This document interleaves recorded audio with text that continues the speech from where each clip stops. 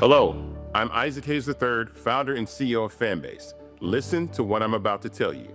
The window to invest in Fanbase is closing. We've raised over $10.6 million of our $17 million goal. That means there's room for less than 6,370 people to invest in Fanbase for the average amount. The minimum to invest in Fanbase right now is $399. That makes you an owner in Fanbase today. Go to startengine.com/fanbase to invest. Why? Because current social apps have taken advantage of users for far too long, with content suppression, shadow banning, harmful racist content, and no real tools for monetization and equity. Fanbase has over 1.4 million users and counting, allowing anyone to reach all their following and monetize their content from day one. Social media is the new TV, and whoever owns the apps that distribute that content have the opportunity to own potential billion-dollar companies. While big platforms with uncertain futures are failing to serve their users, Fanbase is stepping up to fill the gap. Don't wait until it's too late. Invest now, invest for yourself and your future. Go to startengine.com/fanbase and own the next generation of social media.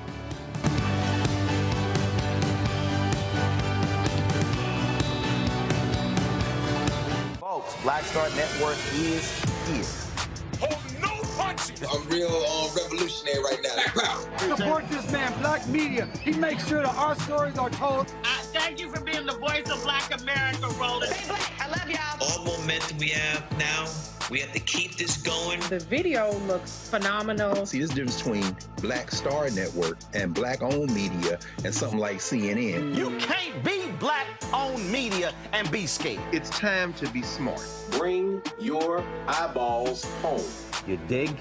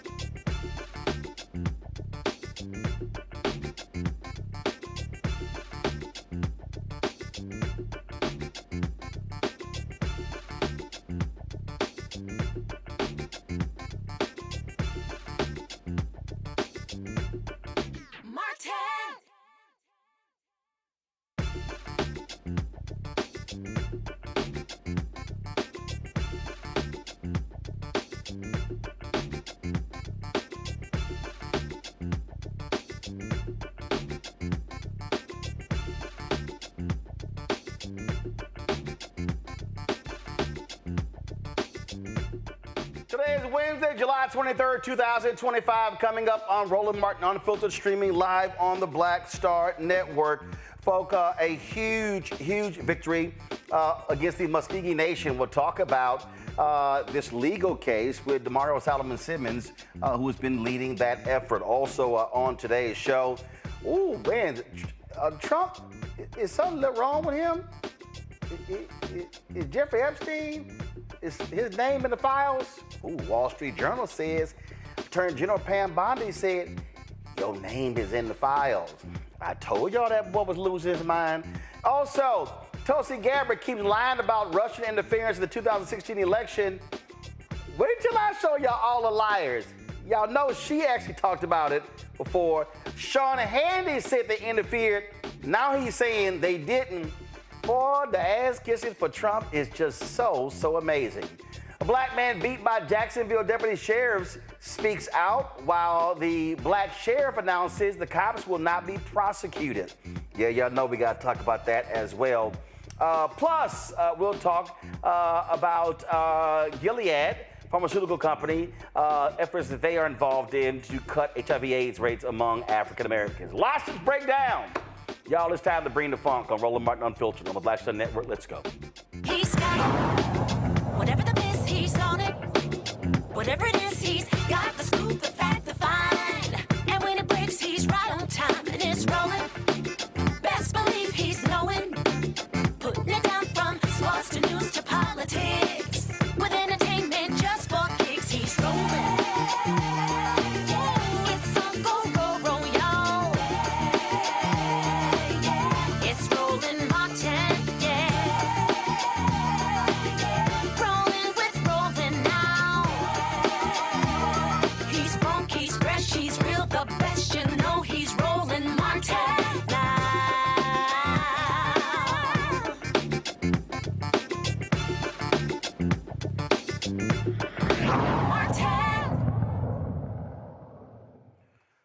Folk, big story out of Oklahoma where the Muscogee Nation, they now have to abide by a landmark ruling that recognizes African Americans and the descendants who are part of this nation. Attorney Damario Solomon-Simmons has been leading this effort.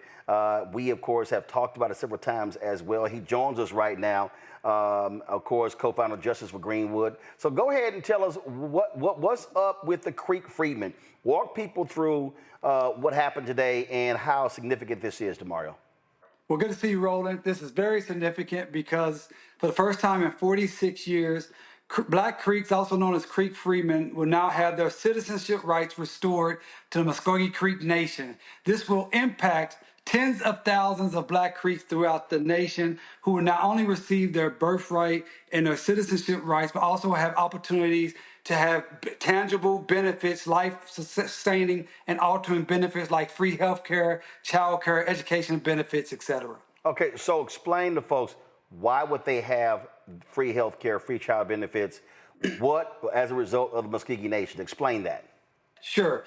Well, the Muscogee Creek Nation was one of the five quote-unquote civilized tribes who in the late 1700s, early 1800s adopted European-style culture, speaking English and having a plantation-style economy. And a part of that was the enslavement of Africans and of their own indigenous Black members. And so when they was moved to Oklahoma in the 1830s and continued to enslave and continue to discriminate against their Black members, they sided with the Confederacy during the Civil War. They lost, obviously the Confederacy lost the war at the time, and so they had to do new treaties. And that treaty of 1866, which was negotiated and signed by five individuals, one of them being my four-time great-grandfather, Cal Tom, ended enslavement within the Creek Nation, and it also granted citizenship to all Creeks of African descent.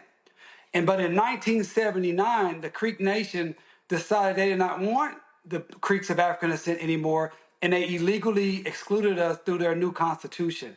And so we've been fighting that battle ever since. And today, their own Supreme Court affirmed that the Treaty of 1866 guarantees Creeks of African descent, also known as Creek Freemen, to have full citizenship within the Creek Nation. For folks who don't know, walk through how long this legal battle has been going on, because they were trying everything to shut y'all down. Yeah, even when you came down, Roland, you saw it firsthand. Listen, I started working on this in 1999 when I was trying to get my own citizenship. And then when I graduated law school in 2004, this was the first case I took to trial in 2005. And we lost in 2007. We lost again in 2018. We lost in 2019. But we kept hitting, and we had a victory in 2023 that the Creek Nation appealed, and it's from this appeal that we have finally heard their Supreme Court say, yes, you can win. Because in 2007, the Muscogee Nation Supreme Court ruled against us. So this is an amazing day. It is just, I can't stop smiling. And I just wish my grandmother, Johnny Mae Austin, who died in 2019 at 89 years old, who was a named plaintiff in our case in 2018, she spoke Creek, and she grew up on our Creek allotment. I just wish she was here to witness this. Explain when you said their Supreme Court. People may not realize that these Native American tribes, they have a separate system than the United States Supreme Court. Absolutely. Thank you, Roland, for that question. So the Creek Nation is the fourth largest Native American tribe in the nation. It has over 100,000 members or citizens. And so it has a fully functioning government with a principal chief and executive office. It has a legislative office, which they call the National Council. And then they have a judiciary where they have a district court, just like in the United States. And then they have a Supreme Court.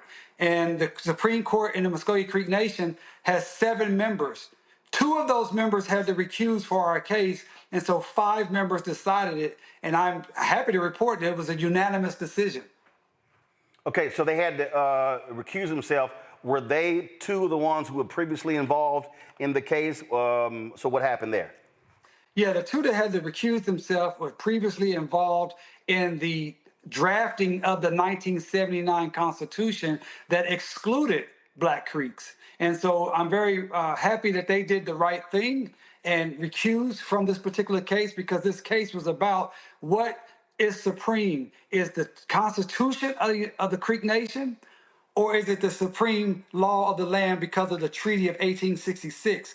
So just for the listeners to understand, under the law, treaties of the United States is second only to the United States Constitution. So that's why we were saying no matter what their constitution, the Creek Nation's constitution stated from 1979, the Treaty of 1866 has never been abrogated or made invalid, and that is what covers and controls in this situation. Obviously, a huge issue. I want to bring in my panel right now. Joining us right now on our panel is, of course, Rebecca Carruthers, President and CEO, Fair Election Center. Glad to have her on the show. Also, A. Scott Bolden, attorney here in Washington, D.C. Joe Richardson, civil rights attorney out of Los Angeles. Glad to have 3 of you here. So I guess I'll have the lawyers start. Joe, you start with your question for Damario. First of all, Damario, congratulations. This is an incredible accomplishment, and it is obviously very personal for you for some obvious reasons because of your own history. But tell me this, do you see any possibility with this potentially being precedential in terms of setting a precedent that other folks that believe they belong to tribes, because the point is made that tribes, one of the things that the tribes did a pretty good job of is getting, self-determination, funding, setting up casinos and things like that, where the people that are members do quite well. Have there been any discussions that you had over the years that lead you to believe that perhaps in some other areas where we have brothers and sisters who are descendants of tribes, that this could possibly be a route that they may try to take as well? Yeah, thank you for the question. Right, definitely. You had the Cherokee Nation, which is the largest Native American nation, almost 500,000 members. They had a similar issue that I worked on. That was resolved in 2017. The Creeks are now. You also have the same issue with the Choctaw. You remember the movie Sinners. We all love the movie Sinners. And at the very beginning of the movie, they had the Choctaw Indians that were actually chasing the vampire. Well, the Choctaw Nation was one of those nations that enslaved Black folks. and one of those nations that discriminated against black folks. And right now, they are doing the same thing that the Creeks have been doing. And so that's the issue that we're looking at also within the Seminole Nation. You have black Seminoles who have been a part of the nation for hundreds and hundreds of years, who are also getting discriminated against. So we're looking at all of those issues, and there may be other nations around the country, and we're happy to talk to people and see if it's something we can help with. It's very specific based upon your lineage. A lot of people say, hey, I got some Indian in me, but you have to be able to document it. And that's the thing about the Black Indians of Oklahoma. We are the most documented black people in the nation. Because ever since they've been taking our land, starting in the late 1700s, they always create these lists of the citizens. So I can document my lineage back to the late 1700s, going all the way up to me. And so that's what it would take. But we know how to do that research, so it certainly could be a route. Scott. Thank you. Yeah, congratulations on your victory. Although, are you really saying that Indians, the Native Americans, discriminated against black people, just like white people discriminated against black people in this country? No, he didn't say discriminated. He said enslaved. Enslaved. Yeah, absolutely. Well, the black man can't catch a break. Yeah, but go ahead, Scott. So let me ask you this. So as part of this deal or this ruling, first thing that comes to mind is reparations. Are there any reparations in the mix in this ruling, or is that a subsequent separate lawsuit Black Creek would have to bring? Yeah, great. That's a great question, and I think it's something that should be thought about. At this particular ruling, this is just about the citizenship aspect of it, and what we're hoping. Our goal, and I'm reaching out to the chief. I'm hoping he can meet with me before I come to Chicago. Scott, I'll see you in Chicago at the NBA conference. I'm hoping I can get to the chief on Friday, and let's have a discussion about, hey, how can we heal the divide? How can we work together, become one family again, and move forward and have that conciliation and be able to deal with some of these issues that even the one you talked about? So those things are all on the table. But first and foremost, we just want to say, can we get our citizenship? Can you recognize us not only as first-class citizens within the nation, but recognize our contribution to the Creek Nation over the last 500 years? See, here's the thing. A lot of people don't realize we were here when Columbus got here. There were Black Creeks here when the European came here. We're well documented going back to the 1500s. And so don't try to erase our contribution. Don't try to erase what we've done. Don't try to erase our heroes and sheroes within the nation. Let's move forward as one people, and let's talk about how we heal. And obviously healing includes some type of reparatory justice. Rebecca. So how do you formalize that citizenship then? So like I said, they have a full functioning government. They have a whole citizenship department. So they have three different locations. So in Northeast Oklahoma, they have one by Tulsa. You go, and what you have to show is that you are a direct lineal descendant from an individual that was listed on the 1906 Dawes Rolls. So it's either you are or you're not. You can't just decide, oh, I want to be on this roll. So like my great-grandfather, John W. Simmons, was a newborn in 1898. He's on that Dawes Rolls. And so I go from John W. Simmons to my grandmother, Johnny Mae Simmons, to my dad, Ahmad Shadi, to me. That's my lineage. That's how I can show that I am actually one that should be getting citizenship. Now, I could go all the way back to Cal Tom, who was born in 1810, or I could go all the way back to Moses Perryman, who was born in 1780. So I could do that too. Wow. Congratulations. Rebecca. Thank you. Hey, Damario, it's good seeing you tonight. What's up, Rebecca? I'm listening to your story. So I spent some summers in the 80s in Muscogee Nation visiting my great-grandmother on my dad's side in the township of Summit, Oklahoma. Yes, in Summit, Oklahoma. She had, when she passed away, she lived in a 2-room shack, she had an outhouse, didn't have indoor plumbing yet, so there was a pump in her kitchen area, but she finally got electricity. So now I got lots of questions. I'm going to have to call my daddy after the show tonight. How do you go about doing the research, proving lineage? Well, listen, I'm gonna help you out. All you have to do, and anyone that's listening that think they may have a connection, the way Rebecca just talked about, you can contact Justice for Greenwood. Go to justiceforgreenwood.org. We have a whole We Are Greenwood program. We have a little form there, and you can say, hey, I think I may be connected to the Black Indians of Oklahoma, and we'll do a little research and see if you pass the prerequisites. And if you do, then we can get you one of our genealogists. We have 5 genealogists within Justice for Greenwood that does this work, and then we have our sister coalition organization, the Muscogee Creek Indian Freedmen Band, and they also do this lineage work for you. So if you have someone on the Dollar's Rolls, we can find it. All right, then. Well, Damario, congratulations. It has been a long, long battle, and the fight continues. We appreciate it. And let me say one other thing. Summit, Oklahoma is one of the traditional black towns of Oklahoma, and reasons there's so many black towns, including the great Greenwood, of the home of Black Wall Street, was because of the Black Indians had already been here. They had already been free. They already had land. They already had power, and they already had a freedom mind state. So it goes full circle. Well, certainly enjoy this win because you will have few wins this fall when your Oklahoma Sooners play in the SEC. That's all right, man. I'll take this win. And you will have even fewer wins for your Dallas Cowboys. So, right, enjoy this one. But come football season, you will not have a joy. You'll be getting lots of text messages from me on Saturdays and Sundays this fall. You know what? That may be true, but here's the deal. 43 days ago, Mayor Nichols announced the reparatory justice for Greenwood, and today we got justice for Black Creeks. Hey, I'm good for the rest of the year, dog. Yeah, because you know y'all gonna be losing. All right, Damario, we appreciate it. And you're an Omega. You 0 for 3. All right, you 0 for 3. You just keep taking L's. All right, appreciate it. Peace. All right, y'all, going to a break. We'll be right back. Roland Martin Unfiltered on the Black Star Network. Next on the Black Table with me, Greg Carr, we look at one of the most influential and prominent Black Americans of the 20th century.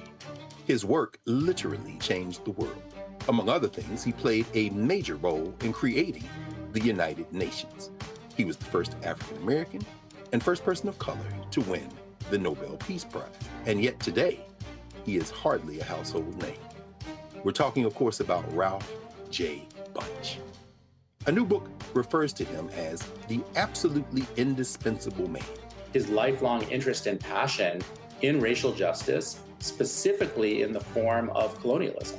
And he saw his work as an activist and advocate for the Black community here in the United States as just the other side of the coin of his work trying to roll back European empire in Africa. Author Cal Rostiala will join us to share his incredible story. That's on the next Black Table, here on the Black Star Network. This week on The Other Side of Change. Zohran Mamdani, the New York City mayoral race, and this progressive wave that has sent such a shockwave through all of New York City and really the rest of the country. Jamal Bowman is going to help us understand what this mayoral election means and how we make sure that it translates across the nation. Can you imagine national Democrats identifying themselves as having flavor or riz or swag? Absolutely not, right? So hopefully the city does what it can in November to help resurrect this dying party and honestly just resurrect our democracy. Only on The Other Side of Change on the Black Star Network. On the next Get Wealthy with me, Deborah Owens, America's Wealth Coach, Black Americans have 1/10 the wealth of their white counterparts. But how did we get here? It's a huge gap.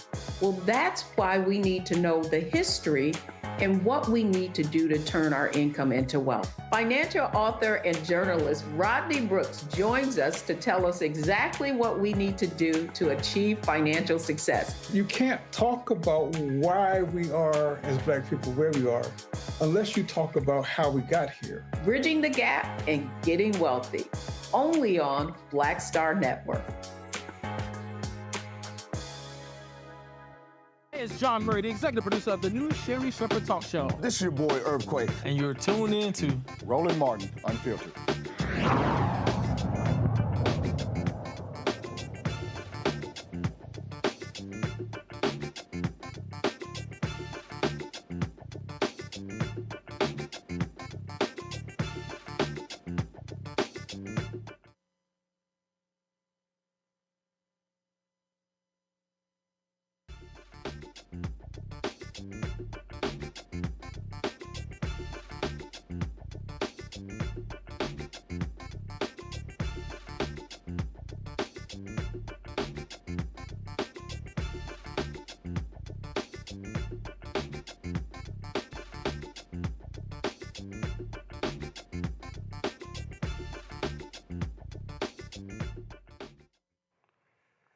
Black women account for a disproportionate number of new HIV diagnoses among women. Additionally, black transgender women experience the highest rates of new HIV diagnosis amongst transgender people and are more likely to remain undiagnosed and untreated compared to their peers. In response to this staggering trend, Gilead Sciences has launched the Setting the Pace initiative. The Prevention, Arts, and Advocacy Committee and Education Program is a 3-year, $12.6 million commitment aimed at expanding HIV prevention efforts in underserved communities. Joining us now is Dr. Toyin Nwafor, hopefully I pronounced that correctly, Executive Director of Gilead U.S. HIV Medical Affairs, and also singer Raheem DeVaughn, who is partnering with Gilead Setting the Pace initiative. Glad to have both of you joining us right now. Doc, I want to go to you first because here's the thing that jumps out, and I've covered this story for decades. And when you go back to the initial AIDS outbreak in the early 1980s, it was essentially a white gay man's disease. What ends up happening is you have all of these different groups that are formed in San Francisco, in Los Angeles, in New York, targeting these white gay men. Well, that actually played a huge role in creating the LGBT community, political advocacy organizations.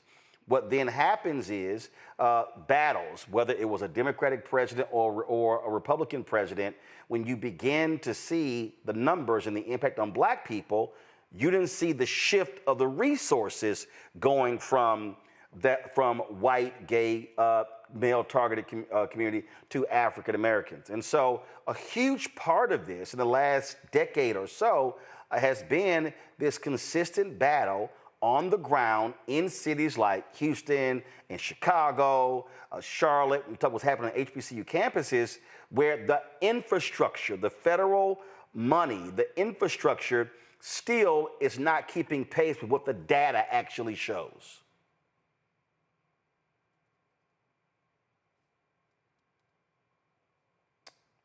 Doc, can you hear me? Yes. Oh, I wasn't sure if that was a yes, question. Go ahead, yes, go ahead. So, okay, great. Yeah, so thank you for kind of summarizing, the last couple of decades of what we've seen with HIV. And when I started to take care of people living with HIV in the middle 90s, we did see that. And we saw again, over and over again, the discrepancy between what was happening in the communities and what the data was showing and what the perception and what the funding and all the realities of what was happening with that. And I think what's important is for us, like in the communities, in healthcare, in the media, to be able to talk about what is the reality of HIV in 2025, that there are still 39,000 new HIV diagnoses in the US in 2023. And those numbers are disproportionately impacting Black communities, where, up to 38 to 40% of new diagnoses are in Black people, though we make up less than 14% of the population. And women, especially, when we think about 1 in 5 new HIV diagnoses are in women, many of whom are from heterosexual contact. And in those women, 1 in 5 infections are in women, but 50% of those are in Black women. So clearly, what has happened over the decades is that the reality of what is happening with HIV, who's living with HIV, who's vulnerable to new HIV infections, where the funding is, what's happening in our community is very different from where things are in the 80s, and the perception about where things are is very different. So it's becoming really important for us to continue to have the conversation, but also think about what it is that we need to do in the healthcare community, in industry, in the communities to change those numbers and make sure that we drive solutions for the epidemic. When you talk about those numbers, a significant amount of that is in the South. Why? Right. So again, when we look at it, you are absolutely correct. More than half of the new diagnoses of HIV infection are in the South. And in certain areas, and I know we'll continue to talk about those numbers, again, disproportionately impact people for a couple of reasons, right? So we have factors that have to do with a lot of social drivers of health. And it's unfortunate, but the reality is when we look at the diagnosis of new HIV infections, when we look at the overlay of diabetes, when we look at the overlay of obesity, other chronic conditions, we do see that disproportionate impact. And it's multifactorial, as you know, right? We have issues with, obviously, access to good quality healthcare, access to culturally competent clinicians who can have those conversations. We have issues with, obviously, funding, other social determinants of health that impair people's ability to actually get care. But then also, we also know that there is misinformation, there's disinformation, there's stigma. Stigma is a big driver of why we still continue to see disparities, stigma in the community, stigma in healthcare settings. And as long as there's stigma, it's really hard to have the hard conversations and the open conversations that need to happen around sexual health, sexuality, talking about HIV prevention, talking about sexual health. As long as there's stigma and as long as we're not having this conversation in an open, non-judgmental, stigma-free way, we're going to see those disparities, and they're layered on a lot of structural and social determinants and drivers of health that remain in the country. Raheem, why did you decide to join this effort? Well, you know, I'm no stranger, Roland, to community activism. You know, having the Love Life Foundation since 2016. My work as it relates to domestic violence, and this is no different. The statistics are outrageously, you know, it's super high. You know, Texas and Louisiana, Georgia, these are like three of my like major markets as a recording artist, you know, having influence, you know, being in these communities for so long, you know, making music that speaks, you know, for the bedroom and to intimacy as well. And, you know, it gives me an opportunity to do my part, you know, just in terms of activism. Obviously, when you think about, again, over the last 45 years, there's been no greater community that is really focused on HIV/AIDS than the entertainment community, primarily because it was the hardest hit by this in the 80s and 90s. We're talking about dancers, actors, singers, a lot of people who are behind the scenes as well. And so, this is certainly not new in terms of entertainers really taking this mantle. When you think about the concerts and the song that Stevie Wonder, of course, Dionne Warwick, Luther Vandross did. When you think about the galas that Elton John had raised millions and millions, Elizabeth Taylor as well. So there's a long history of entertainers focusing on this issue. Absolutely. You know, being on board with Gilead this last year and a half has been a blessing. It's been, you know, educational for me as well. You know, last year we touched over 40,000 women, had the opportunity to connect with over 40,000 women in less than 30 days. Utilizing my tour schedule to bring awareness to, you know, disparities and what's going on in the community. And you know, I didn't really realize the impact until, you know, I'm in those lines every night, and, you know, different people disclosing and letting me know, hey, like, I've been HIV positive, you know, since the 90s, or I lost my mother, I lost my grandmother, or, you know, my child has been diagnosed, or I've never been properly tested. You know, can I get tested right now? So again, you know, I like to call it a party with a purpose, and edutainment, as we call it, you know, where there's an opportunity to fuse and lock in and fuse education, you know, with entertainment. Doc, this is a 3-year, $12.6 million commitment. What does it actually cover? What does that involve? Is that advertising? Is that advocacy? Is that on-the-ground activations? What exactly is the initiative? It is a combination of all of those things, because we do know that to truly talk about ending the HIV epidemic for everyone, everywhere, and especially looking at communities disproportionately impacted like the Black community, we really need to approach it from a multi-pronged approach along the continuum of where people live, work, play, pray, and love, where we're talking about community activation. We're talking about strategic community partnerships. We're talking about education to the community, bringing on advocates and community partners, We're talking about educating healthcare providers so they know the vital role that they play in dismantling stigma and having open, non-judgmental conversations, not just infectious disease clinicians like myself, but primary care providers, OBGYNs, and so partnerships in that regard. Partnerships with media, partnerships with journalists and media, partnerships with community advocates, and really looking at all the people that it would take. Because as was mentioned before, stigma, as long as there's stigma, it impacts people's ability to want to get an HIV test. It impacts people's ability to stay connected in care and stay linked in care. So the more that we're able to normalize HIV and the community conversations around it, the more likely people are to step up to get tested, to know their status.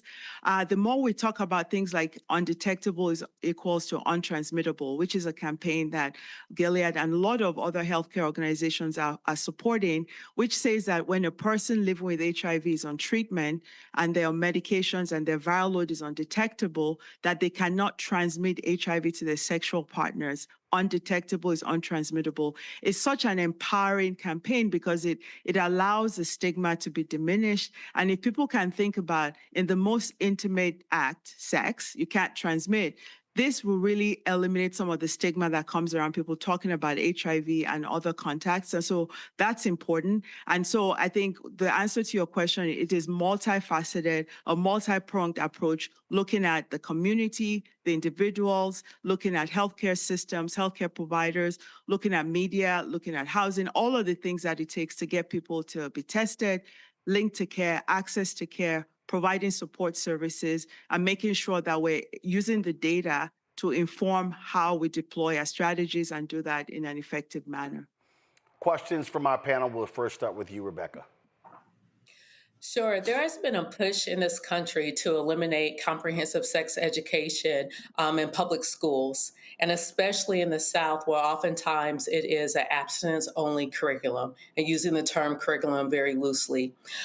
Considering that the majority of public school kids in this country now are students of color, is there a link between the lack of comprehensive sex education and the increased rates in unplanned pregnancies, STD rates, including HIV/AIDS?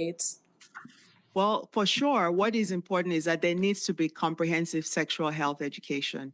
And unfortunately, that is not happening routinely. And we're seeing that it's not happening at the different levels of education and even in healthcare systems where they should be happening. So what people are doing and communities are doing are finding really innovative and creative ways to have that education from trusted community partners. Different people are coming up with programs that may now be after-school programs that may happen in other places where people socialize so they can have that conversation if they're not able to have it within the school curriculum. There are places where people are looking at different ways of, the advocacy and community voice, going to their boards and figuring out how to have those conversations. Because when they happen, and people get accurate, factual information, you're more likely to have great outcomes, as opposed to when the information is disjointed and people get information from different places. So while people figure out how we can get policy and advocacy to make those things happen, a lot of times community organizations and community initiatives and parents and different people are figuring out different ways to do what they need to do to get it done and figuring out, and so many creative, innovative programs. And I think it's on to us to find programs like those and amplify them, because they are happening, where people are figuring out how to get kids together and have conversations with them. And how do we get people to know about those without reinventing the wheel? In the piggyback, Doc, one of the activities that we did during the tour last year were community town hall meetings, meeting with the mayor, local high schools, faith leaders, and when we really start having the conversations and really chopping it up and understanding that this is something that's affecting the youth as well. They are sexually active. These conversations need to be happening, with our children, with our grandkids, so forth and so on. Scott. Thanks, Roland. Doc and Raheem, I've always thought your most powerful partner to do away with stigma in regard to HIV/AIDS would be the Black church. It's a complicated partnership and one that has been short or taking quite a while to come around, if at all.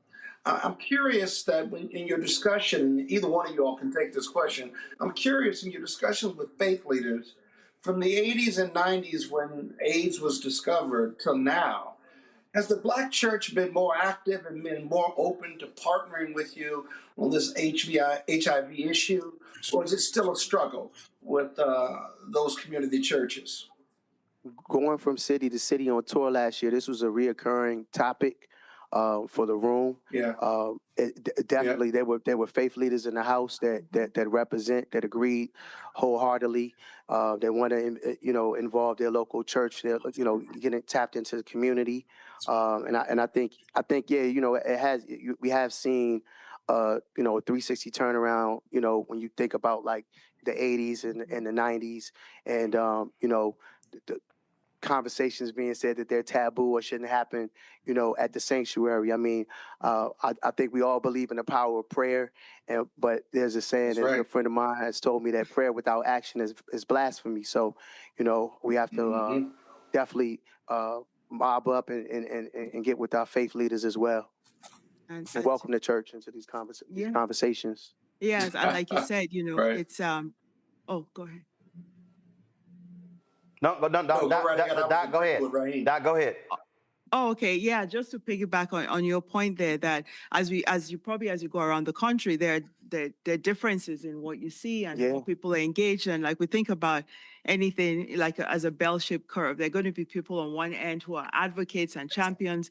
There are going to be people who, won't move. But most people, it's in that middle part where you can have those conversations. And those faith leaders, their congregants, are their constituents. And so some of the things that happen is, going into those places and having them understand how this impacts their congregation, their community, and really looking at other things that they may find more important. So if you're going in there to do blood pressure screening, diabetes screening, talking about vaccinations, and then you can talk about HIV testing and sexual health, and sometimes finding the messengers from those congregants. So they may not want somebody from outside of their congregation to do the speaking, but really finding partners and ambassadors within those settings, and then having those faith leaders who are bought on to like talking about sex and sexuality be the ones influencing their other faith leaders. But you are right, they play a critical role and really important parts of the conversation. Because for you, when we talk about teens that are sexually active and, parents having the conversations about birth control, for example, I feel like there should be conversations about PrEP. Absolutely. There should be conversations about preventative measures, as well. Yeah, if we're thinking about preventing pregnancy, we're thinking about preventing HIV. And that's a great point you brought up, because the Center for Disease Control did change the guidelines 2-3 years ago now to say that anyone who's sexually active should have that conversation, the healthcare providers, around HIV prevention. So if you're having you're sexually active. So it's a really important time. And get tested for it. Yes, absolutely. Get tested for it. If you're heterosexual, we tend to put this in our homosexual community, but this affects everybody. Absolutely. Joe? And we talked about for cisgender women, that 91% of cisgender women who acquire HIV are from heterosexual contact. So we really say if you're sexually active, we don't need to talk about who you're having sex with, how you're having sex, what sex you're having. Really, if you're sexually active, let's talk about how you can prevent HIV. And that is part of your sexual health. It's part of that conversation. And now they have Doc, I follow our multiple chats, and not everybody is locked in it. So when you say cisgender, what does that mean? All right, so that means women who are born female and who also identify as female. So that's what the gender at birth is, also their gender identity, is how they're identifying. Because you got folk who watch this show, they don't use all kind of different terms. They just use men, women. So they were like, I was looking, they were like, what is cisgender women? All right, go ahead, Joe. No, thank you. Thank you for calling that out. We have to be always, thank you for doing that, because we always have to do that with any audience and make sure that we're clear. So thank you for doing that. So it's a sex assigned at birth. Joe. Also, we want to just touch on the fact that, now they have home testing kits. as well. You know, same way you can go to CVS and get a COVID test kit. You have a home testing kit, you know, so you can get tested, you know, in the privacy and comfort of your own home. You can get tested with your partner. You swab me, I swab you. You know, these are methods. Everybody seems to love that campaign, you know. Yeah, but on a serious note, you know, these are alternatives that exist out there. I think, you know, again, it's about normalizing the conversation, you know, about sexual health. All right, Joe, go ahead. All right, guys, thank you so much, Brother Raheem. I appreciate your music, your work over the years. Like a lot of people would say, I guess Woman and Customer are probably still my favorite songs. But I think it's amazing that above your art, in addition to your art, which is already brilliant, you would actually connect with something that allows you. I mean, this is what you sing about. So it's a great fit and very as responsible as it is brilliant for you to be making this connection and to have this partnership. And I appreciate you for doing that. Doc, I want to add and ask, and whoever can come in should hear either of you, the fact that Gilead is doing what it's doing is great. Is there some pivot that you're making or some adjustment that you make or some raising of the stakes and additional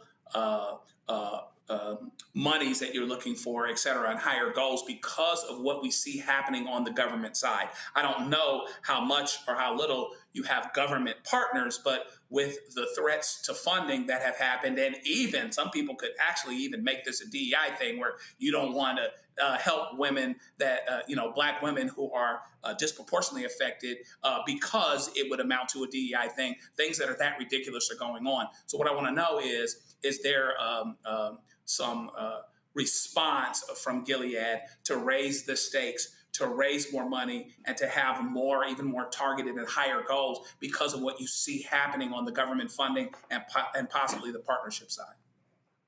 Great. Thank you so much for that question. And I think, like I started at the beginning, I am in medical affairs. I am Gilead at medical affairs. But what I can say confidently is that Gilead Sciences remains committed to making sure that we enhance access and commitment to make sure that people who need and want HIV prevention medications and treatment get access to it. And so there is a commitment for that. I am not able to answer like funding questions or questions around specific dollar amounts, but there is a commitment to health equity and to making sure that people who need and want access to our medications have that. And so that is that commitment and ongoing partnerships to make sure that that is happening. But I'm sure if there are specific questions around funding and the funding types, there are people within Gilead leadership who can answer that. We have people in public affairs, government affairs, and who are really working on those partnerships constantly. All right, then. Again, when you talk about health issues in this country, this and so many others, African Americans are unfortunately at the top or the bottom, depending upon how it is rated. Absolutely, when it comes to getting the information out there, directing those media dollars to Black-owned media is important as well, not just ABC, NBC, CBS. And again, having those on-the-ground conversations that are the tough ones that folks don't want to have, but actually absolutely need to have. And so we certainly appreciate it. Thank you so very much. Thank you. Thank you. All right, folks, going to a break.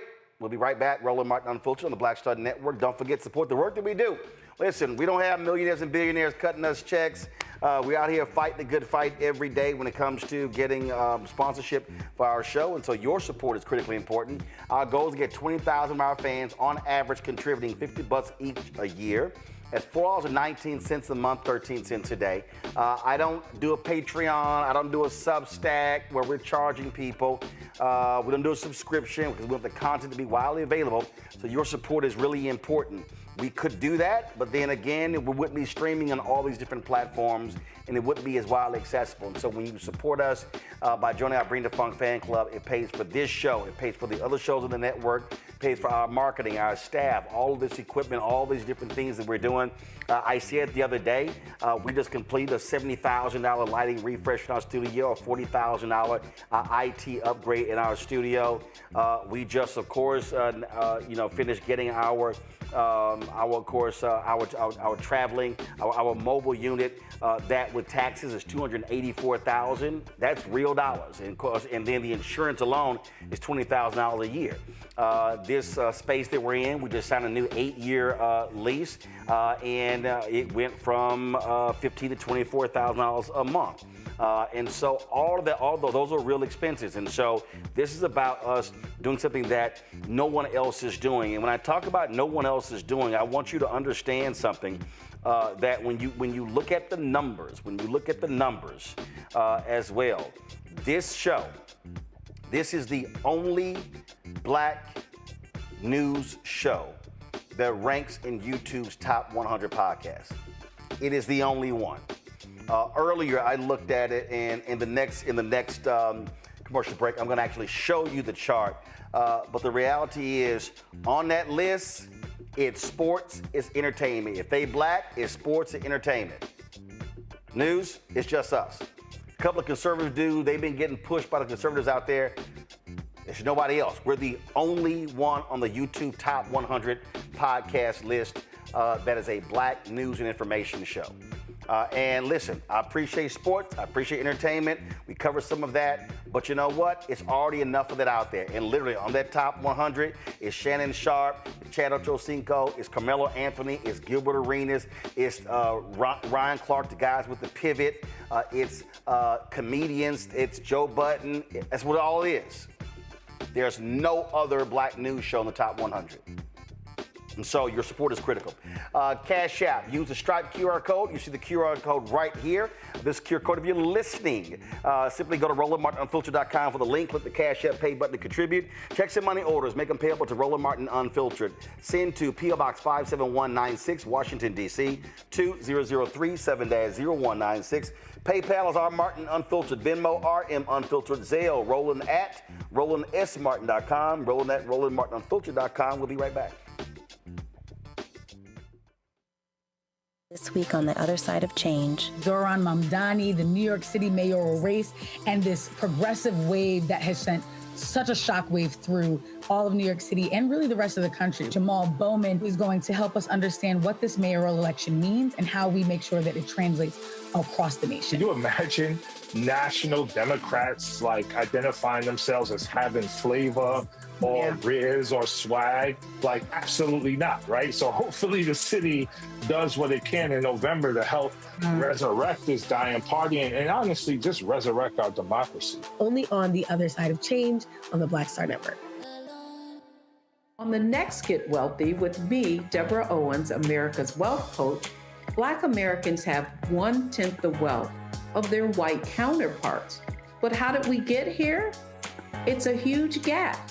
Well, that's why we need to know the history and what we need to do to turn our income into wealth. Financial author and journalist Rodney Brooks joins us to tell us exactly what we need to do to achieve financial success. You can't talk about why we are, as Black people, where we are, unless you talk about how we got here. Bridging the Gap and Getting Wealthy, only on Black Star Network.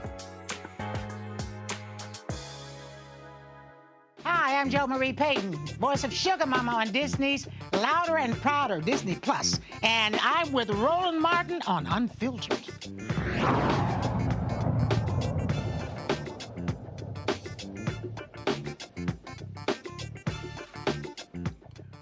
Prosecutors in Jacksonville, Florida have decided not to file charges against the cops who repeatedly punched a black man during an arrest.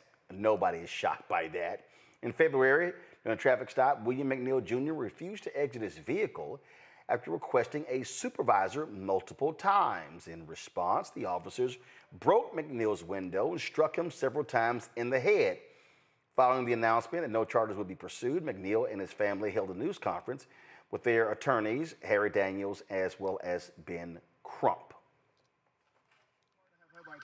He's my firstborn. He's also my only son.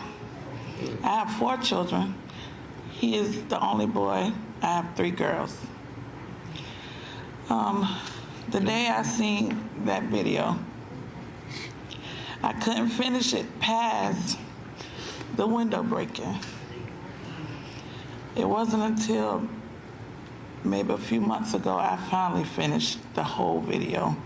But I'm thankful to God for protecting him, because I know what the outcome could have been. But I believe in faith in God is what protected my only son, and I thank God for that.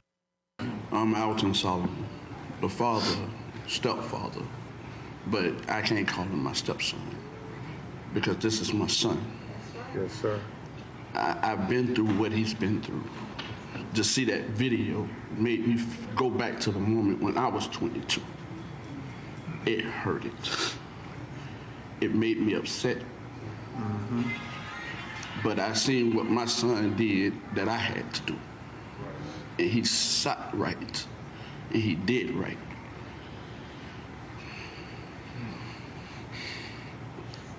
To see that, it's a hurting feeling to be a father that loved God first, and to see all my kids not being able to wake up in the morning and get a phone call saying your child is gone. That's a hurting feeling, but I thank God. Yes. Because God got him. Y'all keep us in prayer. First of all, I want to thank God for bringing everybody here together, and thank y'all for supporting. That day, I just really wanted to know, why I was getting pulled over and why I needed to step out the car when I knew I didn't do nothing wrong.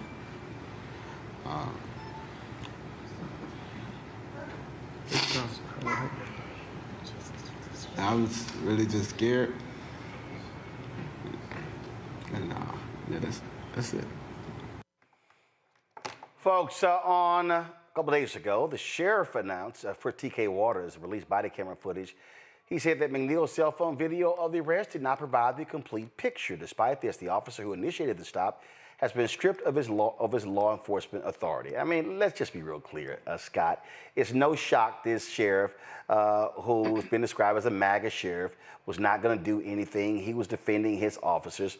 But anybody who watches the video knows full well they're stopping him saying, "Oh, you didn't have your lights on during inclement weather." When the cops pulled up, they ain't had their headlights on. Okay, it was daytime. There were raindrops on the on the window shield. But if you actually look at the video, his video or the body cam footage, it's not raining at all. So we know so Harry Daniels said the pretext was to stop him, and they got pissed off because multiple times he requested a supervisor, and then when they said get out of the car, he closed the door and he kept saying, "Please, can I see a supervisor?" And I'm saying, if you're a black, all these people talk about, well, just comply. We have done way too many of these stories, Scott, where a black man complies on a routine traffic stop and the family is then having a funeral. Yeah, and this kid survived. So let me tell you, whenever we do these videos, I like to take your listeners and viewers into the video, because what you don't see here, and this gets back to police training, this is a problem with police training. There is not one cop there who is trying to de-escalate the situation. What's the rush? He's in the car. He's not going anywhere. He wants to see a supervisor. In most jurisdictions, once you ask for a supervisor, all police conduct stops unless he is a threat to himself or a threat to the officer or to the community. So you wait there until the supervisor comes. Now, technically, he's got to obey a police order. But the fact that he disobeys a police order in most jurisdictions is a violation or a misdemeanor. And again, what is the rush? Why break the window and grab him out and take him out? Because they've been trained that once you disobey a police order or directive, then all bets are off. You can use force, sometimes deadly force inappropriately, in order to get compliance to a police order that may be innocuous, may not mean anything. If his light was out, you give him a ticket and you keep going. But that's not what they did. No de-escalation.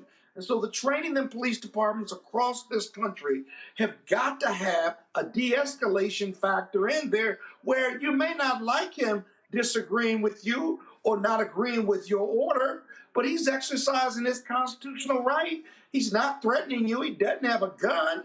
What's the rush? And so often these police departments are in a rush to not only enforce the law, but to have the opportunity to use force in making an arrest. It's just really highly inappropriate. Until that training changes, Roland, we're going to keep looking at videos like this in the future. Well, and they also, Rebecca, get pissed off and angry that you dare question them. You dare question their authority.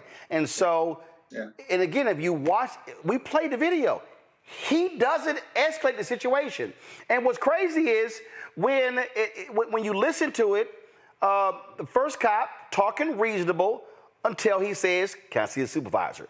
When the second cop comes along, he goes, "You know what? Talking reasonable until, excuse me, until he asks for a supervisor." And then he goes, "Okay, bust it."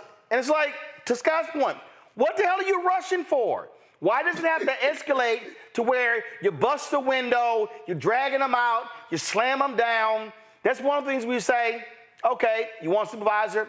We're going to call a supervisor. Because you're trying to de-escalate, Rebecca. But these cops don't want to do that, Rebecca. So I'm going to pick a fight here and disagree with Scott. Scott, you're wrong. This has nothing to do with training. We could train until the cows come home, and guess what's going to happen? These racist institutions are going to be racist institutions, and there's going to continue to be outsized violence against people of color, specifically Black folks and Black men, especially when it comes to their interactions with law enforcement. This has nothing to do with training. The next thing that I would say is, you know, over the years, we have covered countless stories like this. And afterwards, regardless if it's a quote unquote positive outcome, i.e. someone didn't die, or it is a negative outcome where there was death of a Black person at the hands of law enforcement, we routinely see the Black family get up, they invoke God almost as if it's to appeal to the white nationalists in this country that supports this type of racism through law enforcement towards Black men in this country. And at some point, the Black community, my community, our community is going to be sick and tired, because it doesn't matter if we're dressed up, if we're dressed down, if we're obeying commands or not obeying commands. If the end point is certain death because of a routine interaction with law enforcement, something has to give. Yeah, no, we can both be right, by the way, Rebecca. You know, Raylan, one other thing real quick is this. When the police put you on the ground and put a knee in your back and put hands on your face and are punching you to get you to comply, it is physiologically impossible to comply, because when your head is pushed to the ground, your face to the ground, your body naturally reacts to push up, to breathe, to push up, to not have discomfort.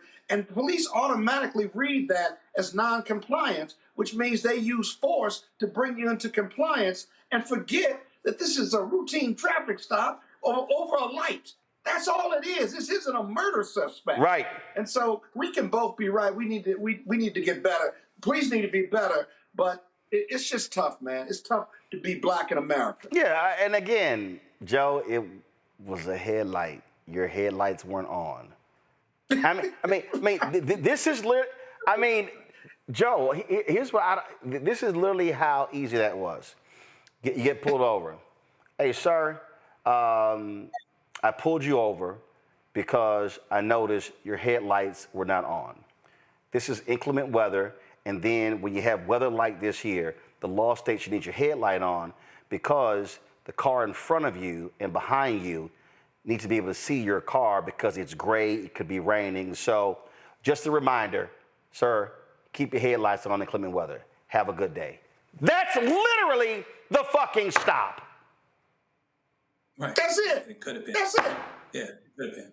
That's it. Let me first of all. Hold on. So, Joe, hold on. Let me add.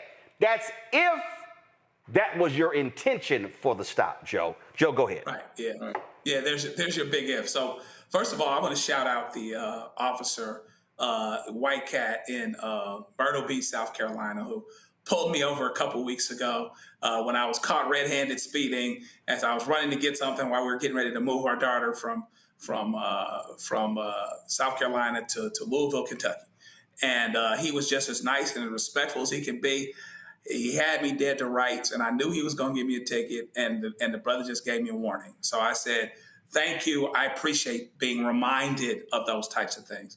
Now, I agree with Scott's point about compliance, the point that you're making about compliance. It's impossible to comply because there are natural reflexes. You know, and here's the biggest problem next door to this whole thing. Listen, I am certain that the sucker punch was not in the report, right? So the problem that they have is that they told a different story in that report than what it is that ultimately came out. They didn't expect that to come out because, you know, he went ahead and he pled within 24 hours because he kind of didn't know, you know, how else to deal with it or whatever. And I'm glad the brother survived the contact. That's always an important thing. The problem becomes when police officers make this leap from, quote, non-compliance. You know, there's an argument that, okay, is he not compliant because he asked for an officer, because he answered a question with a question? You know, there's a matter of the compliance issue. But then they take this leap to their safety somehow it's an ego thing. Right. It's not and I think it's a race thing too. Yep. Often, but it's ego because for one of the cops that participated in this was a black cop.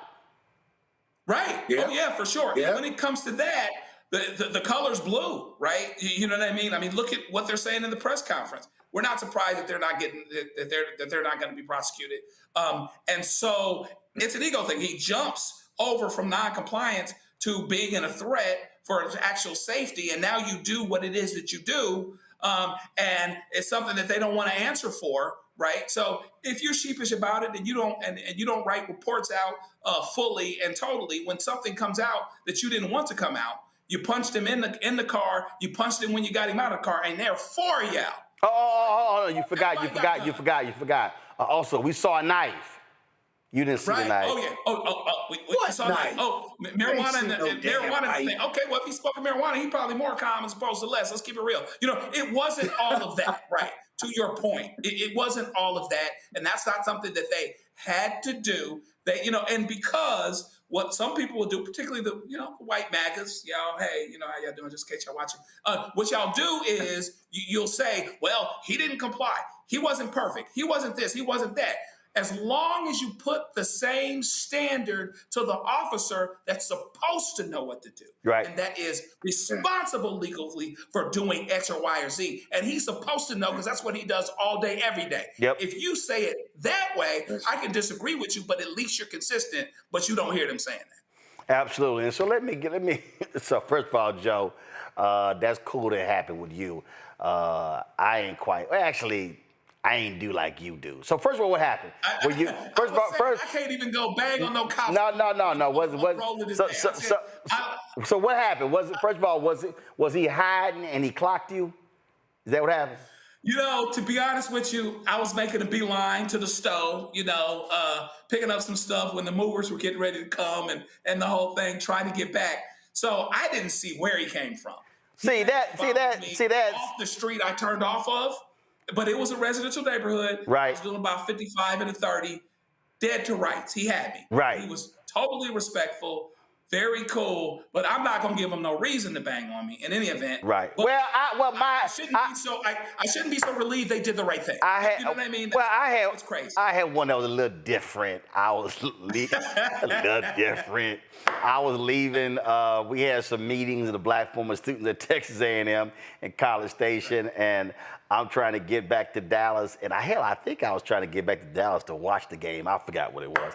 Well, let's just say I was coming. I wasn't even past. I hadn't even got to Waco yet, and this cars in front of me was just going way too slow. I was driving I think I had a Mazda Miata. I can't remember. And so I hopped over. I'm doing about 85 straight up. I ain't lying. And see, I think I went ahead and got the ticket because it actually makes for a better story. So what happened was, I'm not, Rebecca, why are you shaking your head, Rebecca? I'm serious. Oh, I got stories about pretextually being pulled over by police. So I'm like, I'm doing about 85, and I look over, and I see it's a cop. Then I was like, shit, he already got me. So I sped up. Right. So, I did. I sped up, and I was like, well, hell, I'm already on the side of him. And I know he probably put over, like, I know he did not just speed up, but I did. So, so I went ahead and, I took some class or whatever the hell, but I figured Did you traffic school or did you just pay it out? Yeah, I traffic school. I don't know what the hell I did. It was traffic school something, but I figured it made for a better story me pulling off. I didn't slow down and get behind him because he was just going too damn slow, okay? It was an open road. It was a Saturday. Damn it, I had somewhere to go. All right. Straight up. And I have to say, I didn't speed all the way to Louisville. He affected me. 10 hours, I didn't speed. Yeah, I did. What'd you say, Rebecca? I thought you should have left earlier, then you didn't have to speed. Oh, hell no. I would have been still speeding. I would have left earlier. What the hell are you talking about? Damn it. If the odometer said it went to 140, I only was doing 85. It didn't like when I drove before to Dallas to Houston, I hit 110. I'm just saying. It happens. Keep talking. No, I'm just telling you. It was a Saturday. I was going home, and it was an open highway, and I was, had the top down, put that bad boy cruise control on 110. When I got to Houston, my brother was like, how in the hell you get here that fast? He said, you came from Dallas. Right. Dallas to Houston is about 4 hours, 15-hour house. I did it in 3:05. He was like, how did your ass? Like, hey, cruise control worked. All right, I got to. Did you slow up after you got stopped? When you pulled off, did you slow up then, or did you? No. First of all, no. You got to. You got to take off. And you got to go to the speed limit because you're still in the town limit. But then once you get to the next town, hell, you can go ahead and take off because he ain't got jurisdiction. All right, let me go to a commercial break. We come back. All these little MAGA people, I love how they trying to distract from Epstein. They can't. They trying all they can. Now they're trying to talk about Tulsi Gabbard. I'm going to refer to the DOJ for them to arrest Obama. Yeah, okay. Let's try that bullshit. Oh, but I'm sorry. Y'all do know there's video of Tulsi saying the Russians interfered. There's always video. So I got to smack her dumb ass around. Plus, lying ass Sean Hannity, too. You're watching Roland Martin Unfiltered on the Black Star Network. Next on the Black Table with me, Greg Carr, we look at one of the most influential and prominent Black Americans of the 20th century. His work literally changed the world. Among other things, he played a major role in creating the United Nations. He was the first African American and first person of color to win the Nobel Peace Prize. And yet today, he is hardly a household name. We're talking, of course, about Ralph J. Bunche. A new book refers to him as the absolutely indispensable man. His lifelong interest and passion in racial justice, specifically in the form of colonialism. And he saw his work as an activist and advocate for the Black community here in the United States as just the other side of the coin of his work trying to roll back European empire in Africa. Author Cal Rostiala will join us to share his incredible story. That's on the next Black Table, here on the Black Star Network. On the next A Balanced Life with me, Dr. Jackie, we're talking about leveling up, or to put it another way, living your very best life. How to take a bold step forward that'll rock your world. Leveling up is different for everybody. I think we fall into this trap, which often gets us stuck because we're looking at someone else's level up journey, what leveling up means to them. For some, it might be a business venture. For some, it might be a relationship situation, but it's different for everybody. It's all a part of A Balanced Life. That's next on Black Star Network. Hello, I'm Paula J. Parker. Truly proud on the Proud Family, Louder and Prouder on Disney+. And you're watching Roland Martin Unfiltered.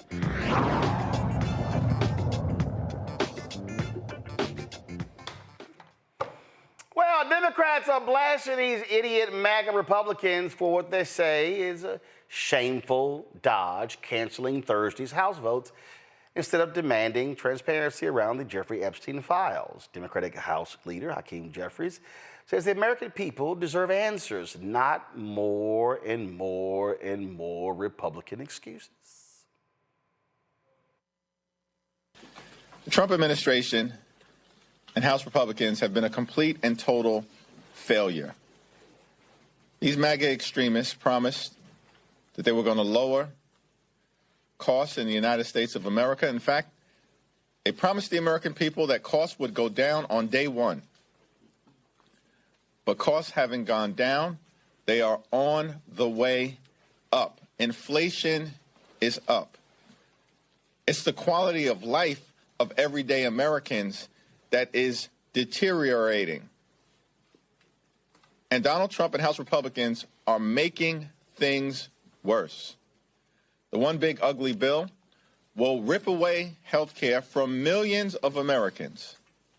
Hospitals will close. Nursing homes will shut down. Community-based health clinics will be unable to operate. And as a result of the inability of everyday Americans to get the medical care that they need, people will die.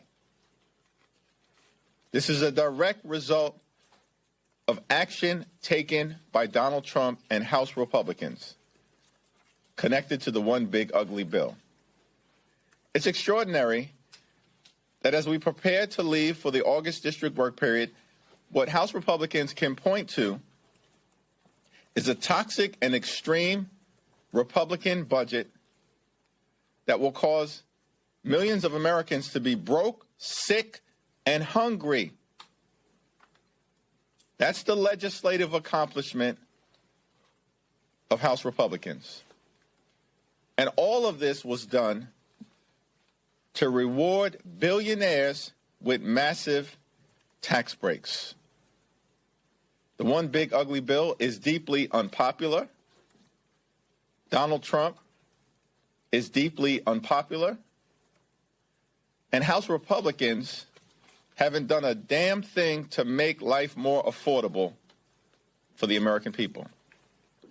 During the August district work period, House Democrats will hold events all across the country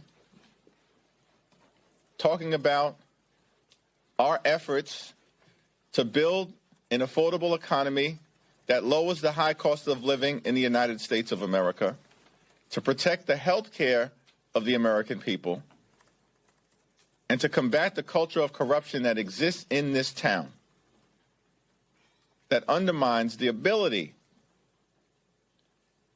to have a government of the people, by the people, and for the people. We're looking forward to holding town hall meetings across the country at the same time that Republicans will continue to run away from town hall meetings. But we will fill the void that they are leaving and engage aggressively with the American people, all in service of building a country where everyone can experience the American dream. All right, now the stall comes as Congress will be taking a 6-week recess. So Mike Johnson said, man, y'all go home 5 days early because you know what? We ain't gonna sit here and do all this sort of stuff with these votes because you know they don't want to have to deal with that. All right, so that's what they're literally doing. Now check this out. You have to understand when you look at that compared to what all these idiots are doing. Okay, all right. So now they're trying to sit here and no, that's not what's going on. It's not what's going on. So now they're trying to do this. Now they're trying to go back. They pulling the Hillary emails. They're trying to go back to 2016, all this sort of nonsense, and it's literally a distraction. They're trying to sit here and play the okie doke, and they think we're gonna fall for it. Now, y'all, it was a bipartisan Senate Intelligence Committee. Literally, it was led by Republicans that actually supported the findings that Russia was trying to impact the election. National security experts. Here's this latest report from Trump's Director of National Intelligence, who's not really intelligent, Tulsi Gabbard, isn't real. It's political spin. Now check this out. Here's Trump trying to urge lawmakers saying, Obama cheated. He cheated. He cheated. Listen. After what they did to me, and whether it's right or wrong, it's time to go after people. Obama's been caught directly. So people say, oh, you know, a group. It's not a group. It's Obama. His orders are on the paper. The papers are signed. The papers came right out of their office. They sent everything to be highly classified. Well, the highly classified's been released. And what they did in 2016 and in 2020 is very criminal. It's criminal at the highest level. So that's really the things you should be talking about. I know nothing about the other. Okay, we ain't trying to hear all that. But guess what, y'all? July 2018. That idiot said this. Let me be totally clear in saying that, and I've said this many times, I accept our intelligence community's conclusion that Russia's meddling in the 2016 election took place. Could be other people also. There's a lot of people out there. Quite interesting. Now, the same Tulsi Gabbard, the same one, who now claims I have the evidence. Here's her on Joe Rogan's podcast in 2018. I think when you're talking about and there's so many, I don't know, I'm kind of going in a few different directions here with these social media giants, how they're being misused to further certain agendas in different ways. But when you're talking about like these Russian troll farms that you mentioned, what is missing from all of the news coverage around this and all of the outrage about how this foreign country is trying to influence our elections, which is wrong and which the American people need to be aware of where this information is coming from, is the fact that and you're saying, why does somebody do that? Well, because this country does want to influence who we're electing, right? Yes. Like, we'd rather work with this person. We know that person is not going to be nice to us. The United States has been doing this for a very long time. Sure. In countries around the world, both overtly and covertly, through these kinds of disinformation campaigns, not even counting like the outright regime change wars, we're going to physically take you out. And I think it is very hypocritical for us to be discussing this issue as a country without actually being honest about how this goes both ways. So yes, we need to stop these other foreign countries, and Russia's not the only one, there are others, from trying to influence the American people in our elections. We also need to stop doing the same thing in other countries. Yeah, without doubt.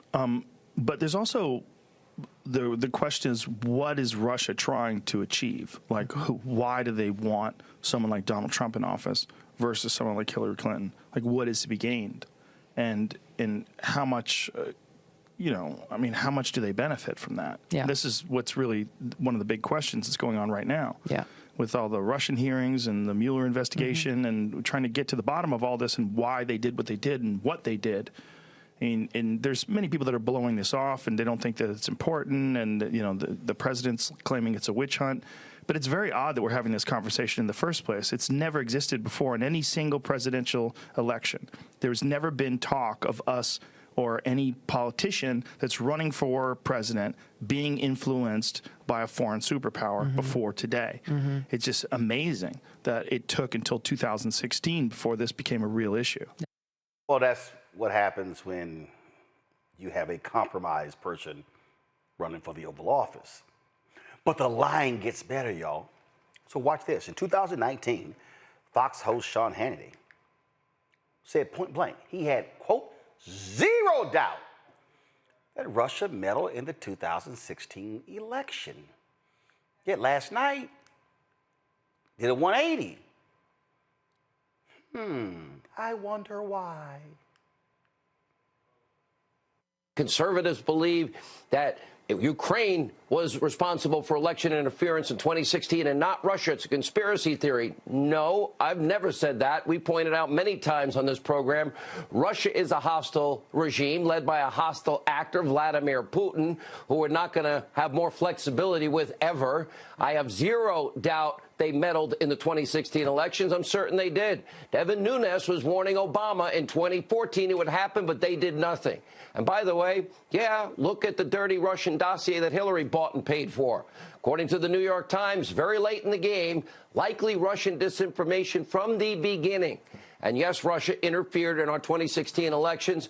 They have done it before. They're going to try and do it again. Every indication is also, though, separate and apart, Ukraine interfered in our elections as well, and I have no doubt others. The January 11, 2017 Politico reports in detail. If you read these declassified documents, and I have read them, it is very clear that they did not make the assessment that there was any interference, Russian interference in that election.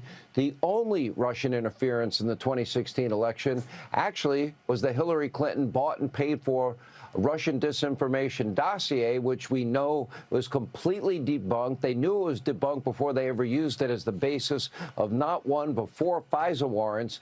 And then, of course, they had the meeting in the White House only weeks before Obama left office, and then minutes before Donald Trump was sworn in. Then it was the Susan Rice CYA memo. Barack Obama said, do everything by the book about a meeting weeks ago. James Comey said, do everything by the book weeks ago. So there's a lot here. They all lied. And I'm proud that this show and our ensemble cast of wonderful people, Solomon, Greg Jarrett, Sarah Carter, and others, we got it right. Rest of the media went along with the lies, the hoax, the conspiracy theories. Your ass just lied. Like, they act like video does not exist of them lying. In fact, Trump's Secretary of State, Marco Rubio, used to be the senator from Florida. This is little Marco confirming Russia's interference in the 2016 election. The cyber tools were used as a means to an end. It isn't necessarily what we should be focused on here. What we're talking about here is active measures. The active measures taken by the government of Vladimir Putin to influence and to potentially manipulate American public opinion for the purpose of discrediting individual political figures, sowing chaos and division in our politics, sowing doubts about the legitimacy of our elections. So if you look at the situation we now face, here's the aftermath. We had an election where, after some intrusions into some state databases, there was a one nominee for president warning about fraud in the election. And then after the election, we have some on the other side questioning the legitimacy of the president-elect because of Russian interference. And we have the president-elect questioning the credibility of the intelligence community because of its findings. This sounds like a pretty effective and successful effort to sow chaos, to undermine credibility of our leaders and of our government institutions. In essence, it sounds like they achieved what they wanted, to get us to fight against each other over whether our elections were legitimate and divide us in the way that sows the sort of chaos that they sought to achieve. It gets better. The crazy, deranged, sicko Tulsi Gabbard, again, the director of national intelligence, who is literally not intelligent, she takes it a step further. Listen to this rabbit nonsense. In the January 2017 intelligence community assessment that President Obama ordered, John Brennan, who was CIA director at the time, and the intelligence community intentionally suppressed intelligence that showed Putin was saving the most damaging material that he had in his possession about Hillary Clinton until after her potential and likely victory. The report goes into great detail about the information that Russia and Putin had on Hillary Clinton, which included possible criminal acts like secret meetings with multiple named U.S. religious organizations in which State Department officials offered, in exchange for supporting Secretary Clinton's campaign for the presidency, significant increases in financing from the State Department.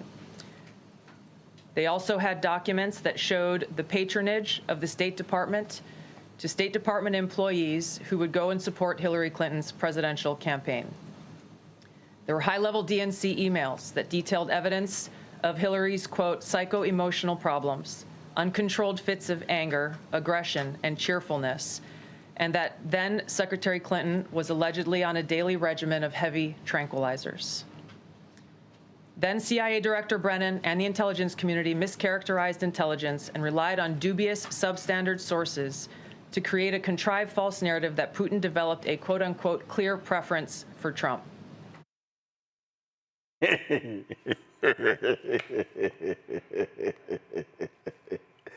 y'all want to understand why all of this is going on, there are some legitimate reasons. There are some legitimate reasons why this is happening. Oh, do y'all know what they are? Yeah, that's because they knew what was coming down the pipe. They knew what was happening. Such as CNN reporting the photos of Trump at Jeffrey Epstein at Trump's wedding. Yep. That's right. Look at this here. Boom, right at Andrew Kaczynski. Tweet.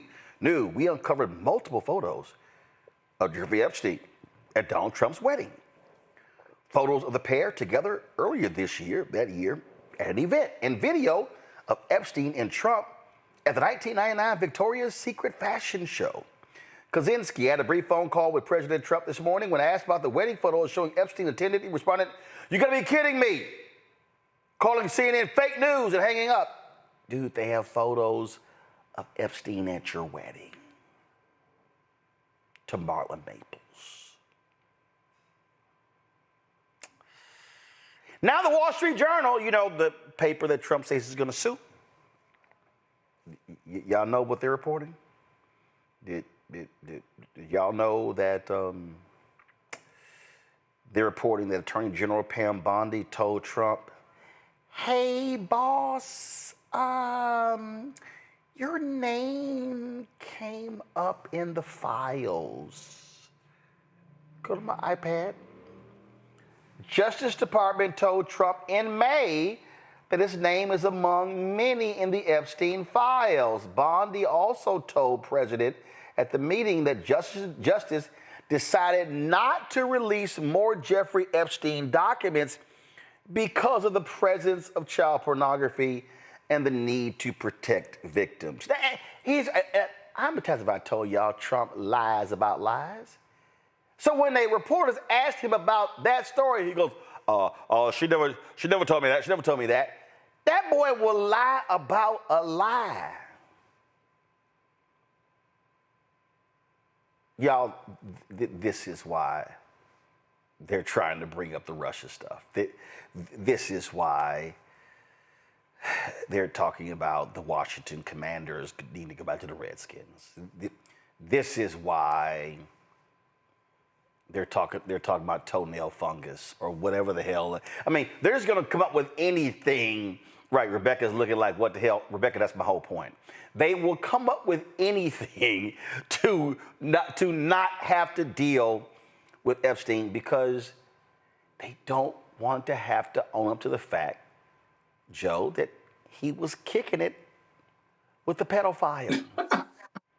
Kicking it with it. Like might have been kicking it like Chuck Norris, really. You know what I mean? And so the problem is, so you certainly have to distract, et cetera. You know, Trump and those guys, they kind of do what they do in plain sight, and they expect people not to pay attention to it. And they've had some success on the whole distraction tip, right? You know what I mean? And so it was clear to me, first of all, that whole, let's get some documents released down in Florida was a red herring for two reasons. First of all, they could have been reasonably certain that the judge was never going to allow that, and the judge did not allow that. So you can say, oh, we tried. The other thing, too, is related to that. It's not going to get released because there are some private things in there, names of people, some of those types of things, private information.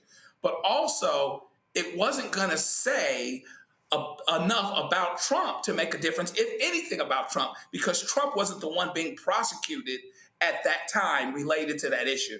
And so now you fast forward, you got this issue now.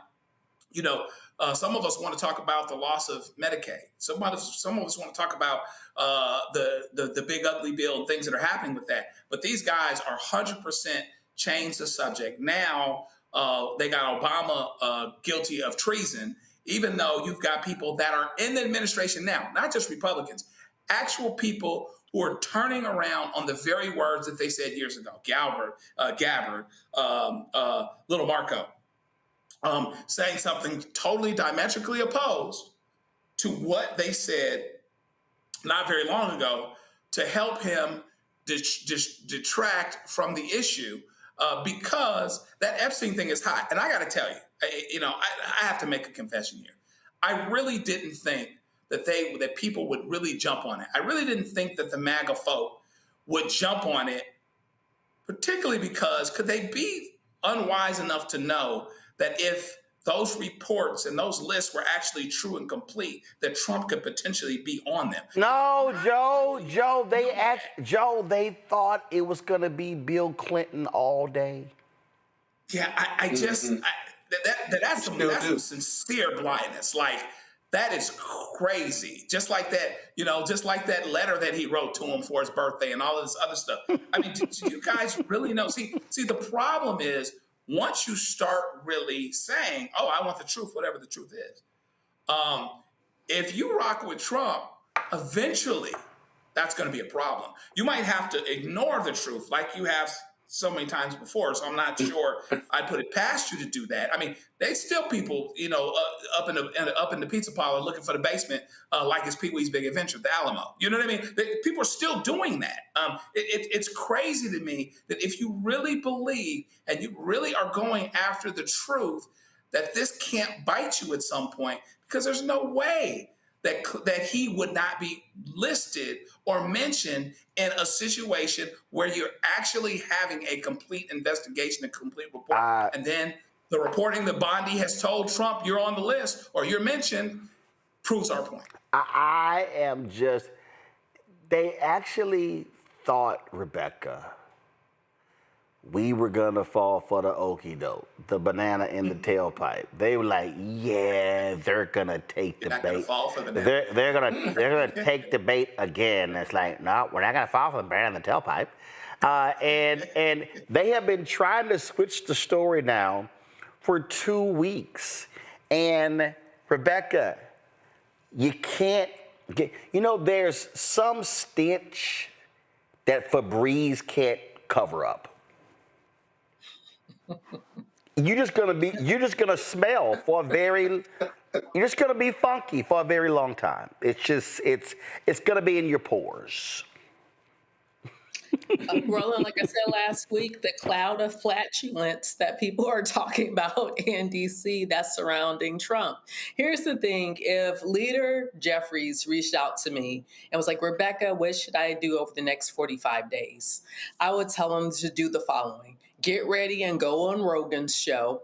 Get ready to do some live streams on Twitch and spend your entire recess talking about the Epstein files. Make Speaker Johnson rue the day that he decided to cut town because he understood that there were enough votes to demand the release of the Epstein files. Talk about that every single day for the next 45 days.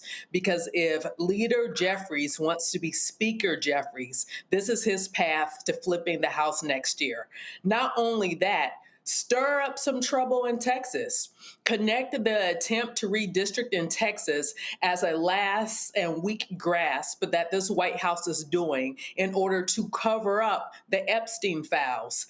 tie every single thing moving forward that he views his opposition to be doing and tie it to the Epstein files. If Speaker Johnson wants to talk about these tax cuts for the billionaires, talk about these are tax cuts for people who are associates of Epstein. Every single day, connect every single issue, every single thing that the Republicans are doing, tie it to Epstein. I think that if Leader Jeffries does that, he's going to gain traction. He's going to not just have the left, the left-wing media, if there is a left-wing media left, but he will also be able to domineer and take over right-wing media and right-wing news sources online, especially within the realm of new media. He'll be able to reach the audiences that aren't locked into him doing these press conferences talking about the American dream, when we all know there is no American dream. Instead, he needs to punch hard, and make sure that Speaker Johnson feels every single day over the next 45 days. Fact, I'm going to go even further, Scott. I'm going to send some people to Mike Johnson's church with signs outside saying, what would Jesus do, Mike?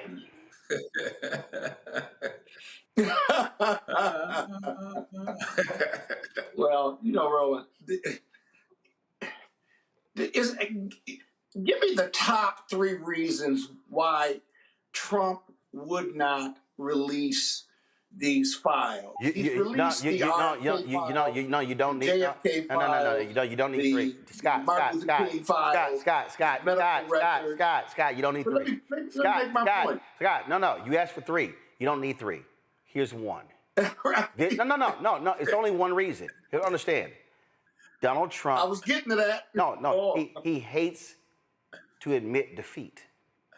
So what he will do, he will compound his problem as opposed to admit defeat. You got to remember, he's psychotic. He's deranged. He's narcissistic. And so if he can't control the pieces, he goes crazy. And he's right now like, what the hell, damn it? He literally, remember he said, stop talking about this. He calls Charlie Kirk on the phone. Stop discussing it. And Charlie goes, hey, Trump called me and said, don't talk about it. You know you just turned into another story. And so what Rebecca just said is you hit him every day. You come back in September, you go, say, dog, we gonna vote on that amendment. What are you gonna do? He gonna send him home for September? Come back in October. Say, bro, we gonna vote on that amendment. That's the deal. It's the one thing. He cannot admit defeat because his ego says, I have to always win. Well, but there's another reason, Roland. We keep talking about his name being in the files. I want to see the photographs and the videos and the pictures. I want to see, because if he's in a bad way or a compromised position, that's a really important reason why not to release those files after he and everyone else on MAGA and his cabinet members all said they were going to release them. See, they fed this bear. Bondi and Trump and others fed this bear during the campaign. And now the dog is caught up with the car. They looked in the car and they saw Donald Trump there in a compromised position. So now they don't want to release it. Does anybody really believe the guy that said you could just kiss a woman without her permission or touch her in the private part, or that if he wasn't for the woman being his daughter, he'd date her, and he runs around with Epstein for 15 years? If you had to bet on whether he's in the files in a negative way in his mind, you gotta bet on the fact that he is, given his prior background, including the being found liable for sexual assault. I mean, it's just all right there. It's just too juicy to think that there's some other reason. Block out the names of the victims and block out other sensitive stuff, but the rest of it ought to come out. There's no reason for it not to. None whatsoever. 65% of the people want it out. Maybe 80%, I think, want it out. Why? He releases everything, but he won't release this because he's up in it in a bad way. Hey, say, dog, I'm just being perfectly honest. I think this is the real reason why his ankles are swollen. Why? Anthony, come on, dog. The stress is on his ass, and them ankles are just, them legs gonna get bigger and bigger. He gonna be looking like Medea real soon. He got them forget he's a criminal. He got them cankles. He's a criminal. I'm laughing, and listen, I say hit that fool every single day. Not let a day go by, and if he tried, Jeffrey. That's right. You know what's gonna happen next? It's gonna be more photos coming out. Oh, hold up, dog. People who were at the wedding gonna be posting their photos in the pool. Yeah. That's all that's going on. All right, let me go to a break, y'all. But y'all, listen, the right wing can't stand us talking about it because they want to move on. No, it's not gonna happen because it drives them crazy. All right, y'all, don't forget, support the work that we do. Join our Bring the Funk fan club. Your support is absolutely critical. Remember I told y'all last break in terms of where we're the only black news outlet. Here, this is it right here. This is the YouTube weekly top podcast shows. July 14th to the 20th. Call Her Daddy podcast dethroned Joe Rogan for number 1. Midas Touch is number 3.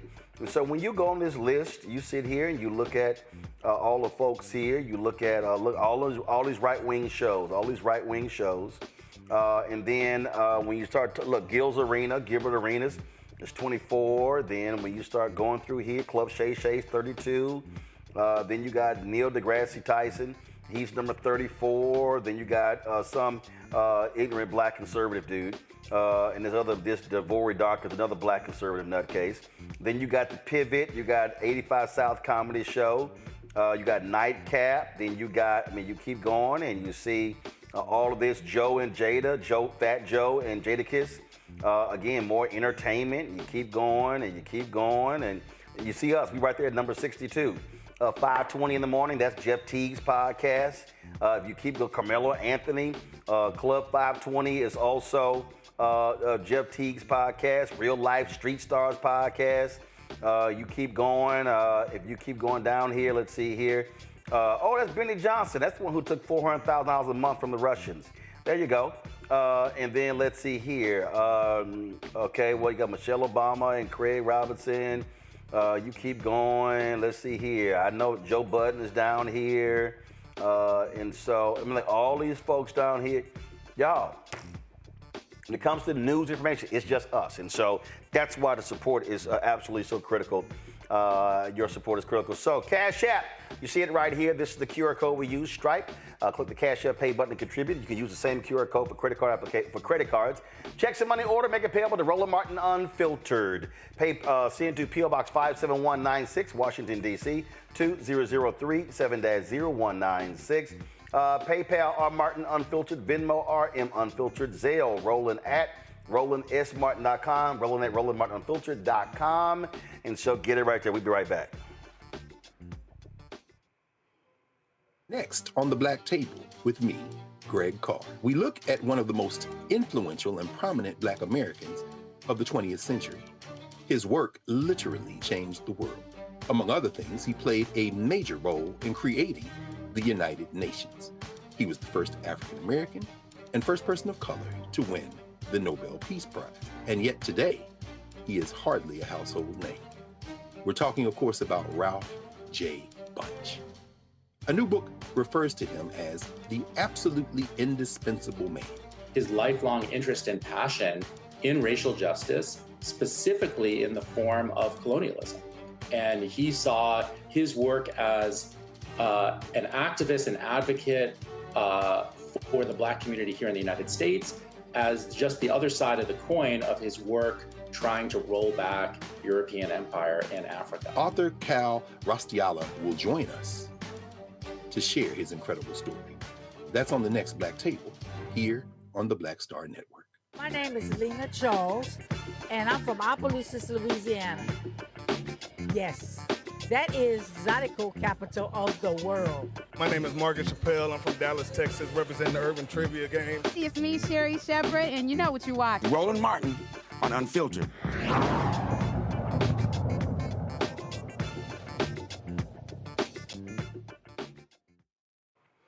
Prominent pastor in Detroit is headed to prison.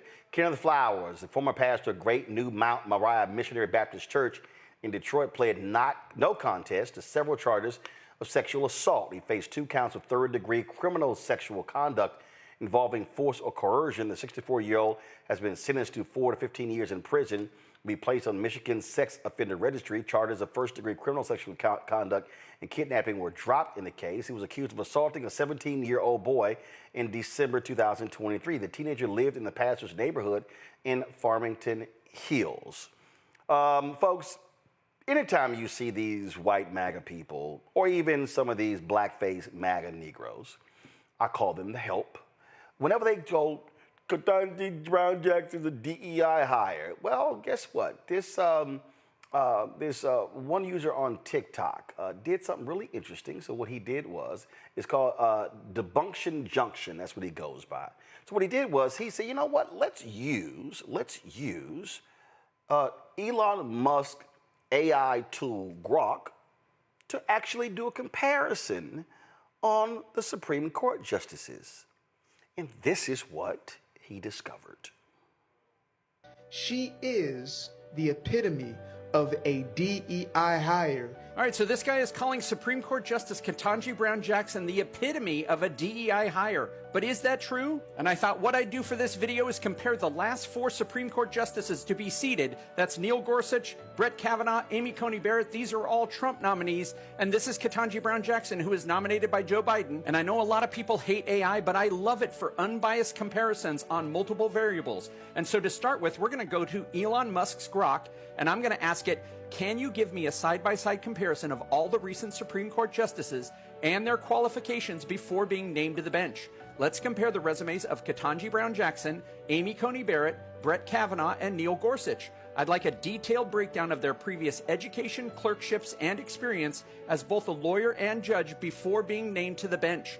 If possible, rank them 1 through 4 at the end and include a score of 100 for each.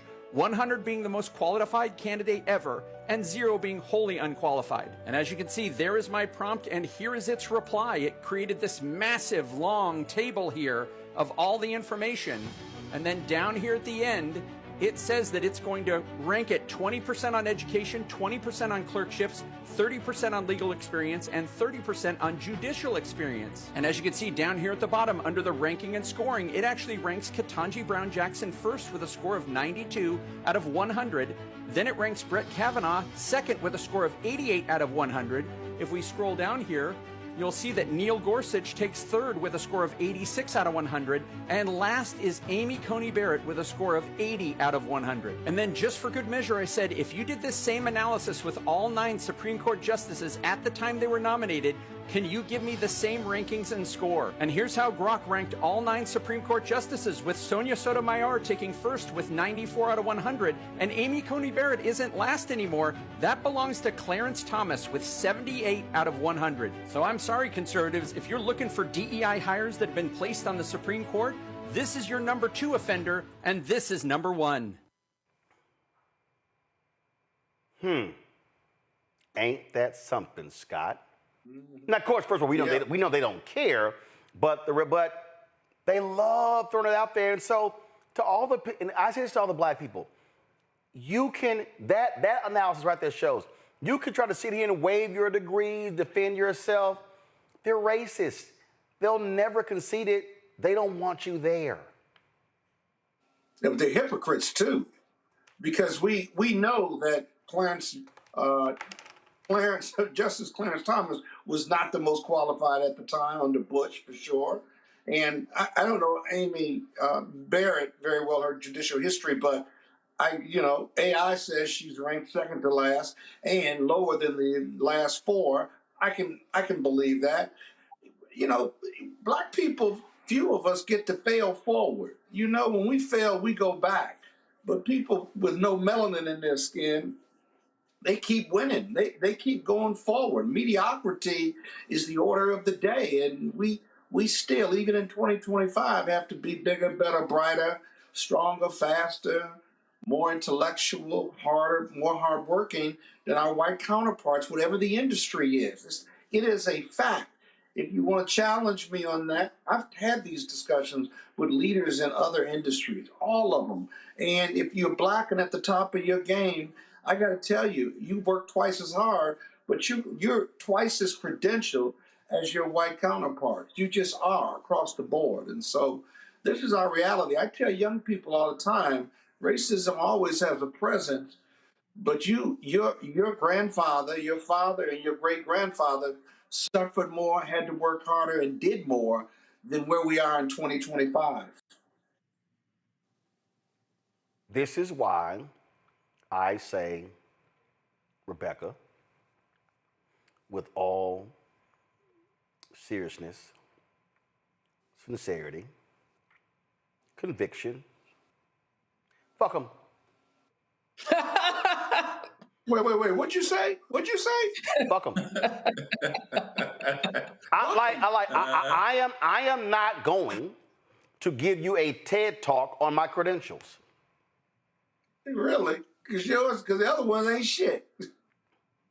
Rebecca, go ahead. So, like, listening to, like, that Black MAGA dude, like, who is he? Because the weird self-flagellation that he did in order to bend himself into a pretzel to what show I'm not like the other blacks. Like, I'm not really understanding what's his point in going after Judge Ketanji. Like, no one asked him.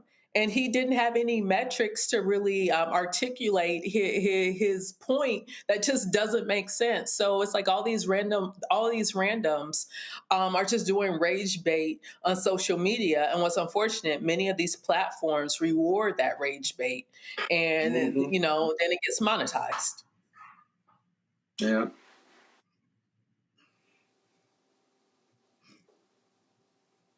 And plus, they ain't got nothing else to do. Joe? There was no sister getting to the Supreme Court unless she was airtight. So I knew once she got there that she was the real deal because she had to be. Oh yeah. That was her reality. And so even then, it's just straight. It's all the more frustrating when they get a brother to talk about it. Now you got to go through all these changes, take away this dude's BSU card, disinvite him to the barbecue. I mean, the whole thing. It's just crazy. And then, aside from being papered up from a standpoint of having the qualifications, which she has, and on paper, she runs rings around Amy Coney Barrett, to be honest with you. Even then, after you do all that, there's this multiple social languages that we have to speak, where we're in the belly of the beast all the time. So not only do we have to be better on paper, do we have to be better from a qualification standpoint? I believe we do. I also believe that intangibles and other things that don't make it to paper, we have to be better at as well, because you've got to be able to speak all of these social languages. And even after you do all of that, there are people that would actually tone their mouth to say that this is a DEI hire. But most of the time, all of that is deflection. When they say there's a DEI hire, they know that they've got a legacy son that has no business at that university or on that job, but he got it anyway. When they say that, you don't belong here, no, it's because you know that you don't belong here. Or something the other day, they were talking about naming, I don't know, the Met or some place after Melania Trump. The Opera House at the Kennedy Center. The Opera House, which is a joke because she can't even spell opera. Right. And listen, I'm telling you right now, House, House is a part of the White House, and you can spell her the H, the O, the U, and the S, and I don't think she gonna get it right. So, and here's the other thing, jumping around a little bit here, he has got such a thing, Trump has got such a thing for Obama. Fundamentally, he's jealous of that brother. He's jealous. Oh, yeah. First of all, the Nobel Peace Prize, the poll numbers. Right. He's never he mad because he's thinner, his crowds, all this sort of stuff. He knows, But here's the thing, though. Here's the thing, though. I need people to understand, though, and which is why I wrote my book, White Fear. Y'all need to understand what these cats are doing. I'm telling you, they're fixated. They are desperate because the world has changed. And let me be real clear. They don't like black people, okay? They don't want Latinos here, but they want white women to shut up, lay down, birth their babies, and stay in the house. This is Charlie Kirk talking to Tucker Carlson. I keep telling y'all what their game plan is, Roland. Card. So, but the power of young white men in this country, if they were motivated and purposeful, yeah, young white men helped us win a world war and get to the moon and split the atom. You better give him weed and fentanyl and benzodiazepines and DraftKings and porn just to kind of disable them so they don't rise up and eat you. That's what I would do. I'm just saying, like, if I were in charge of society, I'd be like, holy shit, I'm afraid of these guys. You're so right. And I try to, so I listen to your show all the time, Tucker. And Sorry. when you say stuff like that, I try to challenge it. I'm like, is it really a centralized conspiracy? I'm like, no, it's a conspiracy of instinct. But then I'm like, I got nothing. I'm like, but it's like, you know, if you were trying to make the most, by the way, if you look at just the genetics of it, like I'm Scots-Irish, I'm like very disagreeable, boundary pushing, you know, like rebellious. I know my genetic type. And by the way, genetics matter. We should talk about genetics more. It's not racist to say that. So my genetics come from all the way, you know, from Scotland, from the Maxwell clan, you know, fought alongside William Wallace. But if you want to like kind of calm down that kind of Appalachia fighting spirit, man, you would do what you're doing right now. It's a Protestant spirit. I mean, let's just get Of course it is. Let's just get really honest about it. It's the people who founded the country were Protestants. I'm as pro-Catholic as anyone could be. My best friends are Catholic. I'm Calvinist too. Not against Catholics at all. I love Catholics. However, this country was founded by Protestants because they think for themselves. And they're the legacy, you know, they're the heirs of Martin Luther, who took on, you know, the 1500-year-old church by himself. Totally. You know, they are people who believe they communicate directly with God, that their conscience is more important than federal law. And they're really hard to deal with. And so you have to destroy them first. And they did. Well, they're not done yet. There's still a lot. And that's... Well, I know some. I am one. But by the way, even the young men that are currently lost, let's bring... That's what they want, Rebecca.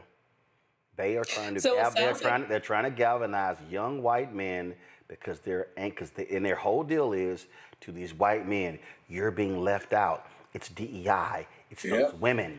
It's them. And it's these feminists. And they're taking your jobs, taking your opportunities.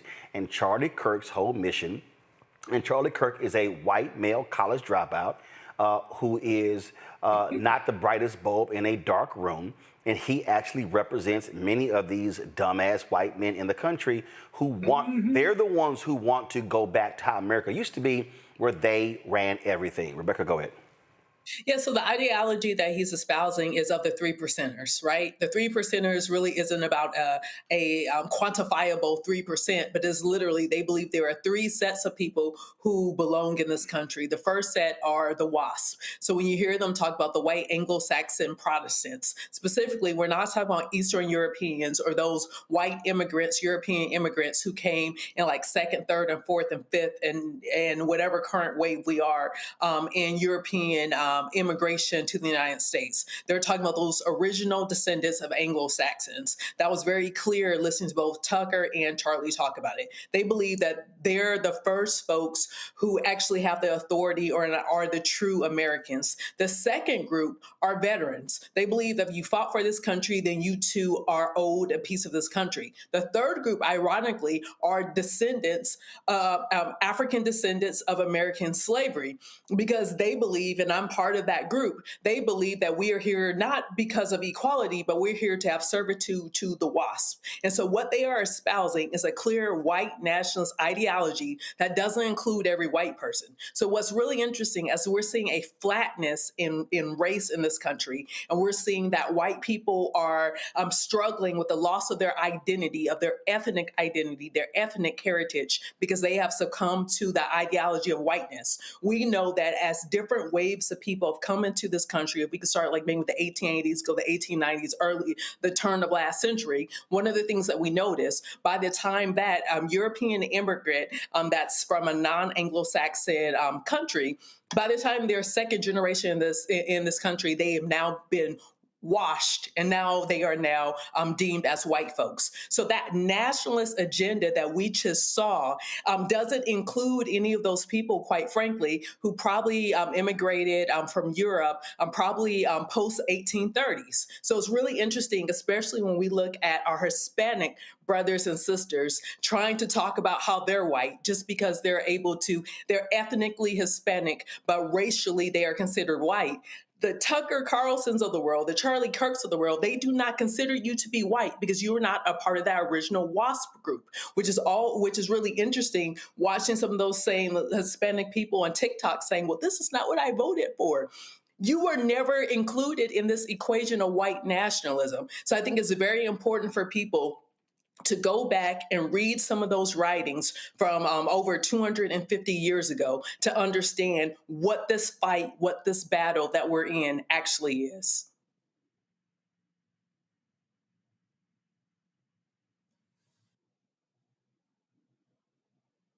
Joe, go ahead. Oh, Joe's frozen. All right, then. So great point there, Rebecca. Bottom line to y'all, we know who they are. We know who they are, and they're telling you. So listen accordingly and act accordingly. All right, gotta go to a break. We come back. Tech Talk. Back in a moment. Next on the Black Table with me, Greg Carr, we look at one of the most influential and prominent Black Americans of the 20th century. His work literally changed the world. Among other things, he played a major role in creating the United Nations. He was the first African American and first person of color to win the Nobel Peace Prize. And yet today, he is hardly a household name. We're talking, of course, about Ralph J. Bunche. A new book refers to him as the absolutely indispensable man.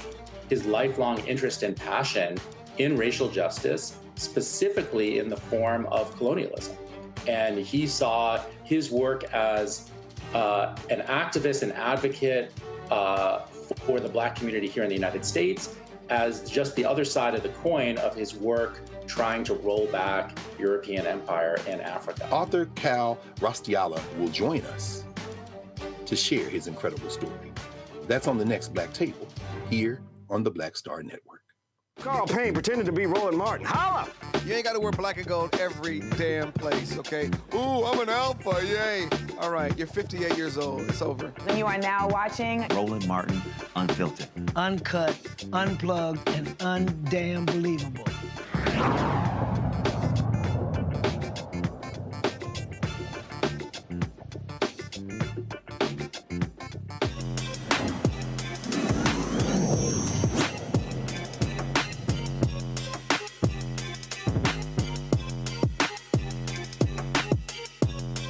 Hey, control room, do a check for me. All that hating from Chris Spencer. Is he an honorary Sigma? Oh, because we don't do honoraries in Alpha. All right, y'all. Let's talk about one man's mission to reshape how students approach career opportunities, particularly in STEM and STEAM fields, led him to create the Big Tide Summit. It provides students with the opportunity to explore industries that may not require a college degree, but do require trade skills. Robert Gould's summit addressed the growing concern of a workforce desperate for skilled workers. He joins us now. Robert, how you doing?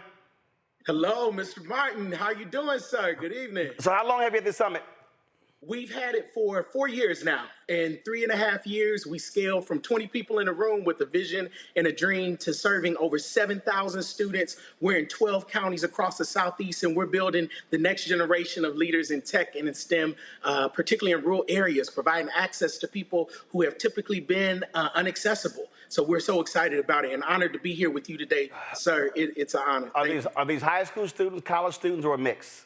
Yes, high school students. So our program really taps into this idea of creating not just opportunity, but access to students at a pivotal point in transitioning into workforce development. So we assess them from special 8th grade up into 12th grade. They go into our system and then they're empowered with the ability to be able to take hold of their career development and then actually get jobs on the spot, whether they are going to directly into the college route or directly into career access. We're here to provide them the opportunities. So it's a one-stop shop. And so how do you track those students to see if they still are interested in STEM and STEAM, and what does that result in terms of career and opportunity with jobs? Yes, sir. So, what's so important is surveying is crucial. I'm a data guy, and that's my background too. And so what's so important for us is to be able to not just track, but we want to walk hand in hand with students. So it's not enough when we talk about careers just to talk about the end result. We have to talk about what is life after the job? What is life when you go home? How do we build holistic leaders? And so mentorship is such a key part of our programming because we understand that just having the trade is not enough. You have to be empowered and imbued with the tools to succeed in life so that you can succeed on a job. And so we may not all go to college, but we all have to have a career. And so we have to know finance, everyone. We have to know interpersonal skills, communication skills, not just how to pitch product, but how do you pitch who you are, who you were born to be in this world. And so those are the fundamental pillars that are built on Big Tide. And that's how we create big access for students across the Southeast. Questions from the panel. Rebecca, you first. Sure. Two questions. One, if there is a young person who's interested in attending or being a part of this movement, how do they sign up? And then second, for those of us who want to be able to support this movement, how can we support? Yes, thank you so much, Rebecca, for that question. You know, what's so amazing is we've been able to scale and service over 7,000 students across the Southeast in 12 counties at zero cost to the students and at zero cost to the school systems that we service. And so we understand that this is a need. Students want more tech access to jobs that don't require necessarily four-year college degrees, but the grit, the understanding, and the backing of understanding interpersonal skills. With entities like Hyundai and the Port Authority growing here in Southeast Georgia, we understand that we have to have that workforce developed. And so we are looking, we're 501c3, and so we are literally just self-funded, brick by brick, grassroots, just believing in the mission, and to be honest, scaled beyond necessarily having all the dollars in the bank account, but having big dreams and big capability to make things happen. So we want to offer anyone the opportunity to visit bigtide.org. As long as you are a registered high school student in school and in a public institution or private institution, you can attend Big Tide for free and have access to jobs in tech, career training, and then also mentorship from national CEOs from across the country who are coming to provide you access for free. And so you can visit bigtide.org to find out more information about that. And if you are a corporate donor and want to be a part of helping us build big futures, you can also visit bigtide.org and sponsor and be a part of us providing our career access to thousands of students. Joe. Great work that you're doing. I wonder if there are other plans to, it sounds like you're scaling and you're getting bigger. Talk about some of the plans that you have in terms of how you get bigger, how much bigger you get, and whether you will focus on the Southeast, continue to focus on the Southeast, or you'll actually spread and go into other parts of the country. Thank you so much for that question. You know, it's so important for smart growth and sustainability are at the core of our programming. And so we see Big Tide as a big mission because we understand that if we provide access to education, right now we are in a technology typhoon with over 15,000 jobs quoted just this year needed for jobs in tech and in technology, in electronic vehicles, and the expansion of those industries. We understand that there are many communities across the Southeast that have to have a qualified workforce that is more than just understanding the trades, but understanding livelihoods so that they can provide economic support back to their hometowns. And so the goal of Big Tide is to go big, baby. We believe in that in everything that we do. So we see this as a global mission, as also a national mission. And so this year, our goal is to hit another 3,000, which will bring our total in 4 years to impacting 10,000 lives across the Southeast and impacting students with real-time access to jobs, careers, but lifestyles and understanding who they are. And so we're excited about that and providing more scholarships that are not traditional. I would like to add, our career fund is not just for students who are going directly to college, and there are amazing organizations who are fighting that fight, but we want to be in the space for the untraditional student who may not be going directly to college, but they're in a pendulum space and they're going directly into career. And if they have the financing to get a car, to get equipment, to get the cosmetology license, to get, the fuel, that they can literally change their whole trajectory of their legacy. And so we're looking to expand that across the country, and we've built a model that can be sustainable for the world. Again, how can folks reach you for more information? Yes, sir. You can visit bigtide.org and follow us at the Big Tide Summit. And we're hoping, Mr. Martin, maybe we can have your presence soon here in Chatham County. So we're excited about it. And I'm excited to exclusively drop here. We've announced 2026 date, which will be April 24th, Friday, April 24th and 25th in Savannah at the Savannah Convention Center. And so we're honored to be back for another year of making big change for big impact. All right. Certainly good luck with that. We appreciate it. Thank you so much, sir, for having me. I appreciate it. Thanks a lot. All right, folks, we're going to close the show with this. I saw this video, y'all, and I just thought it was just too funny not to share with y'all.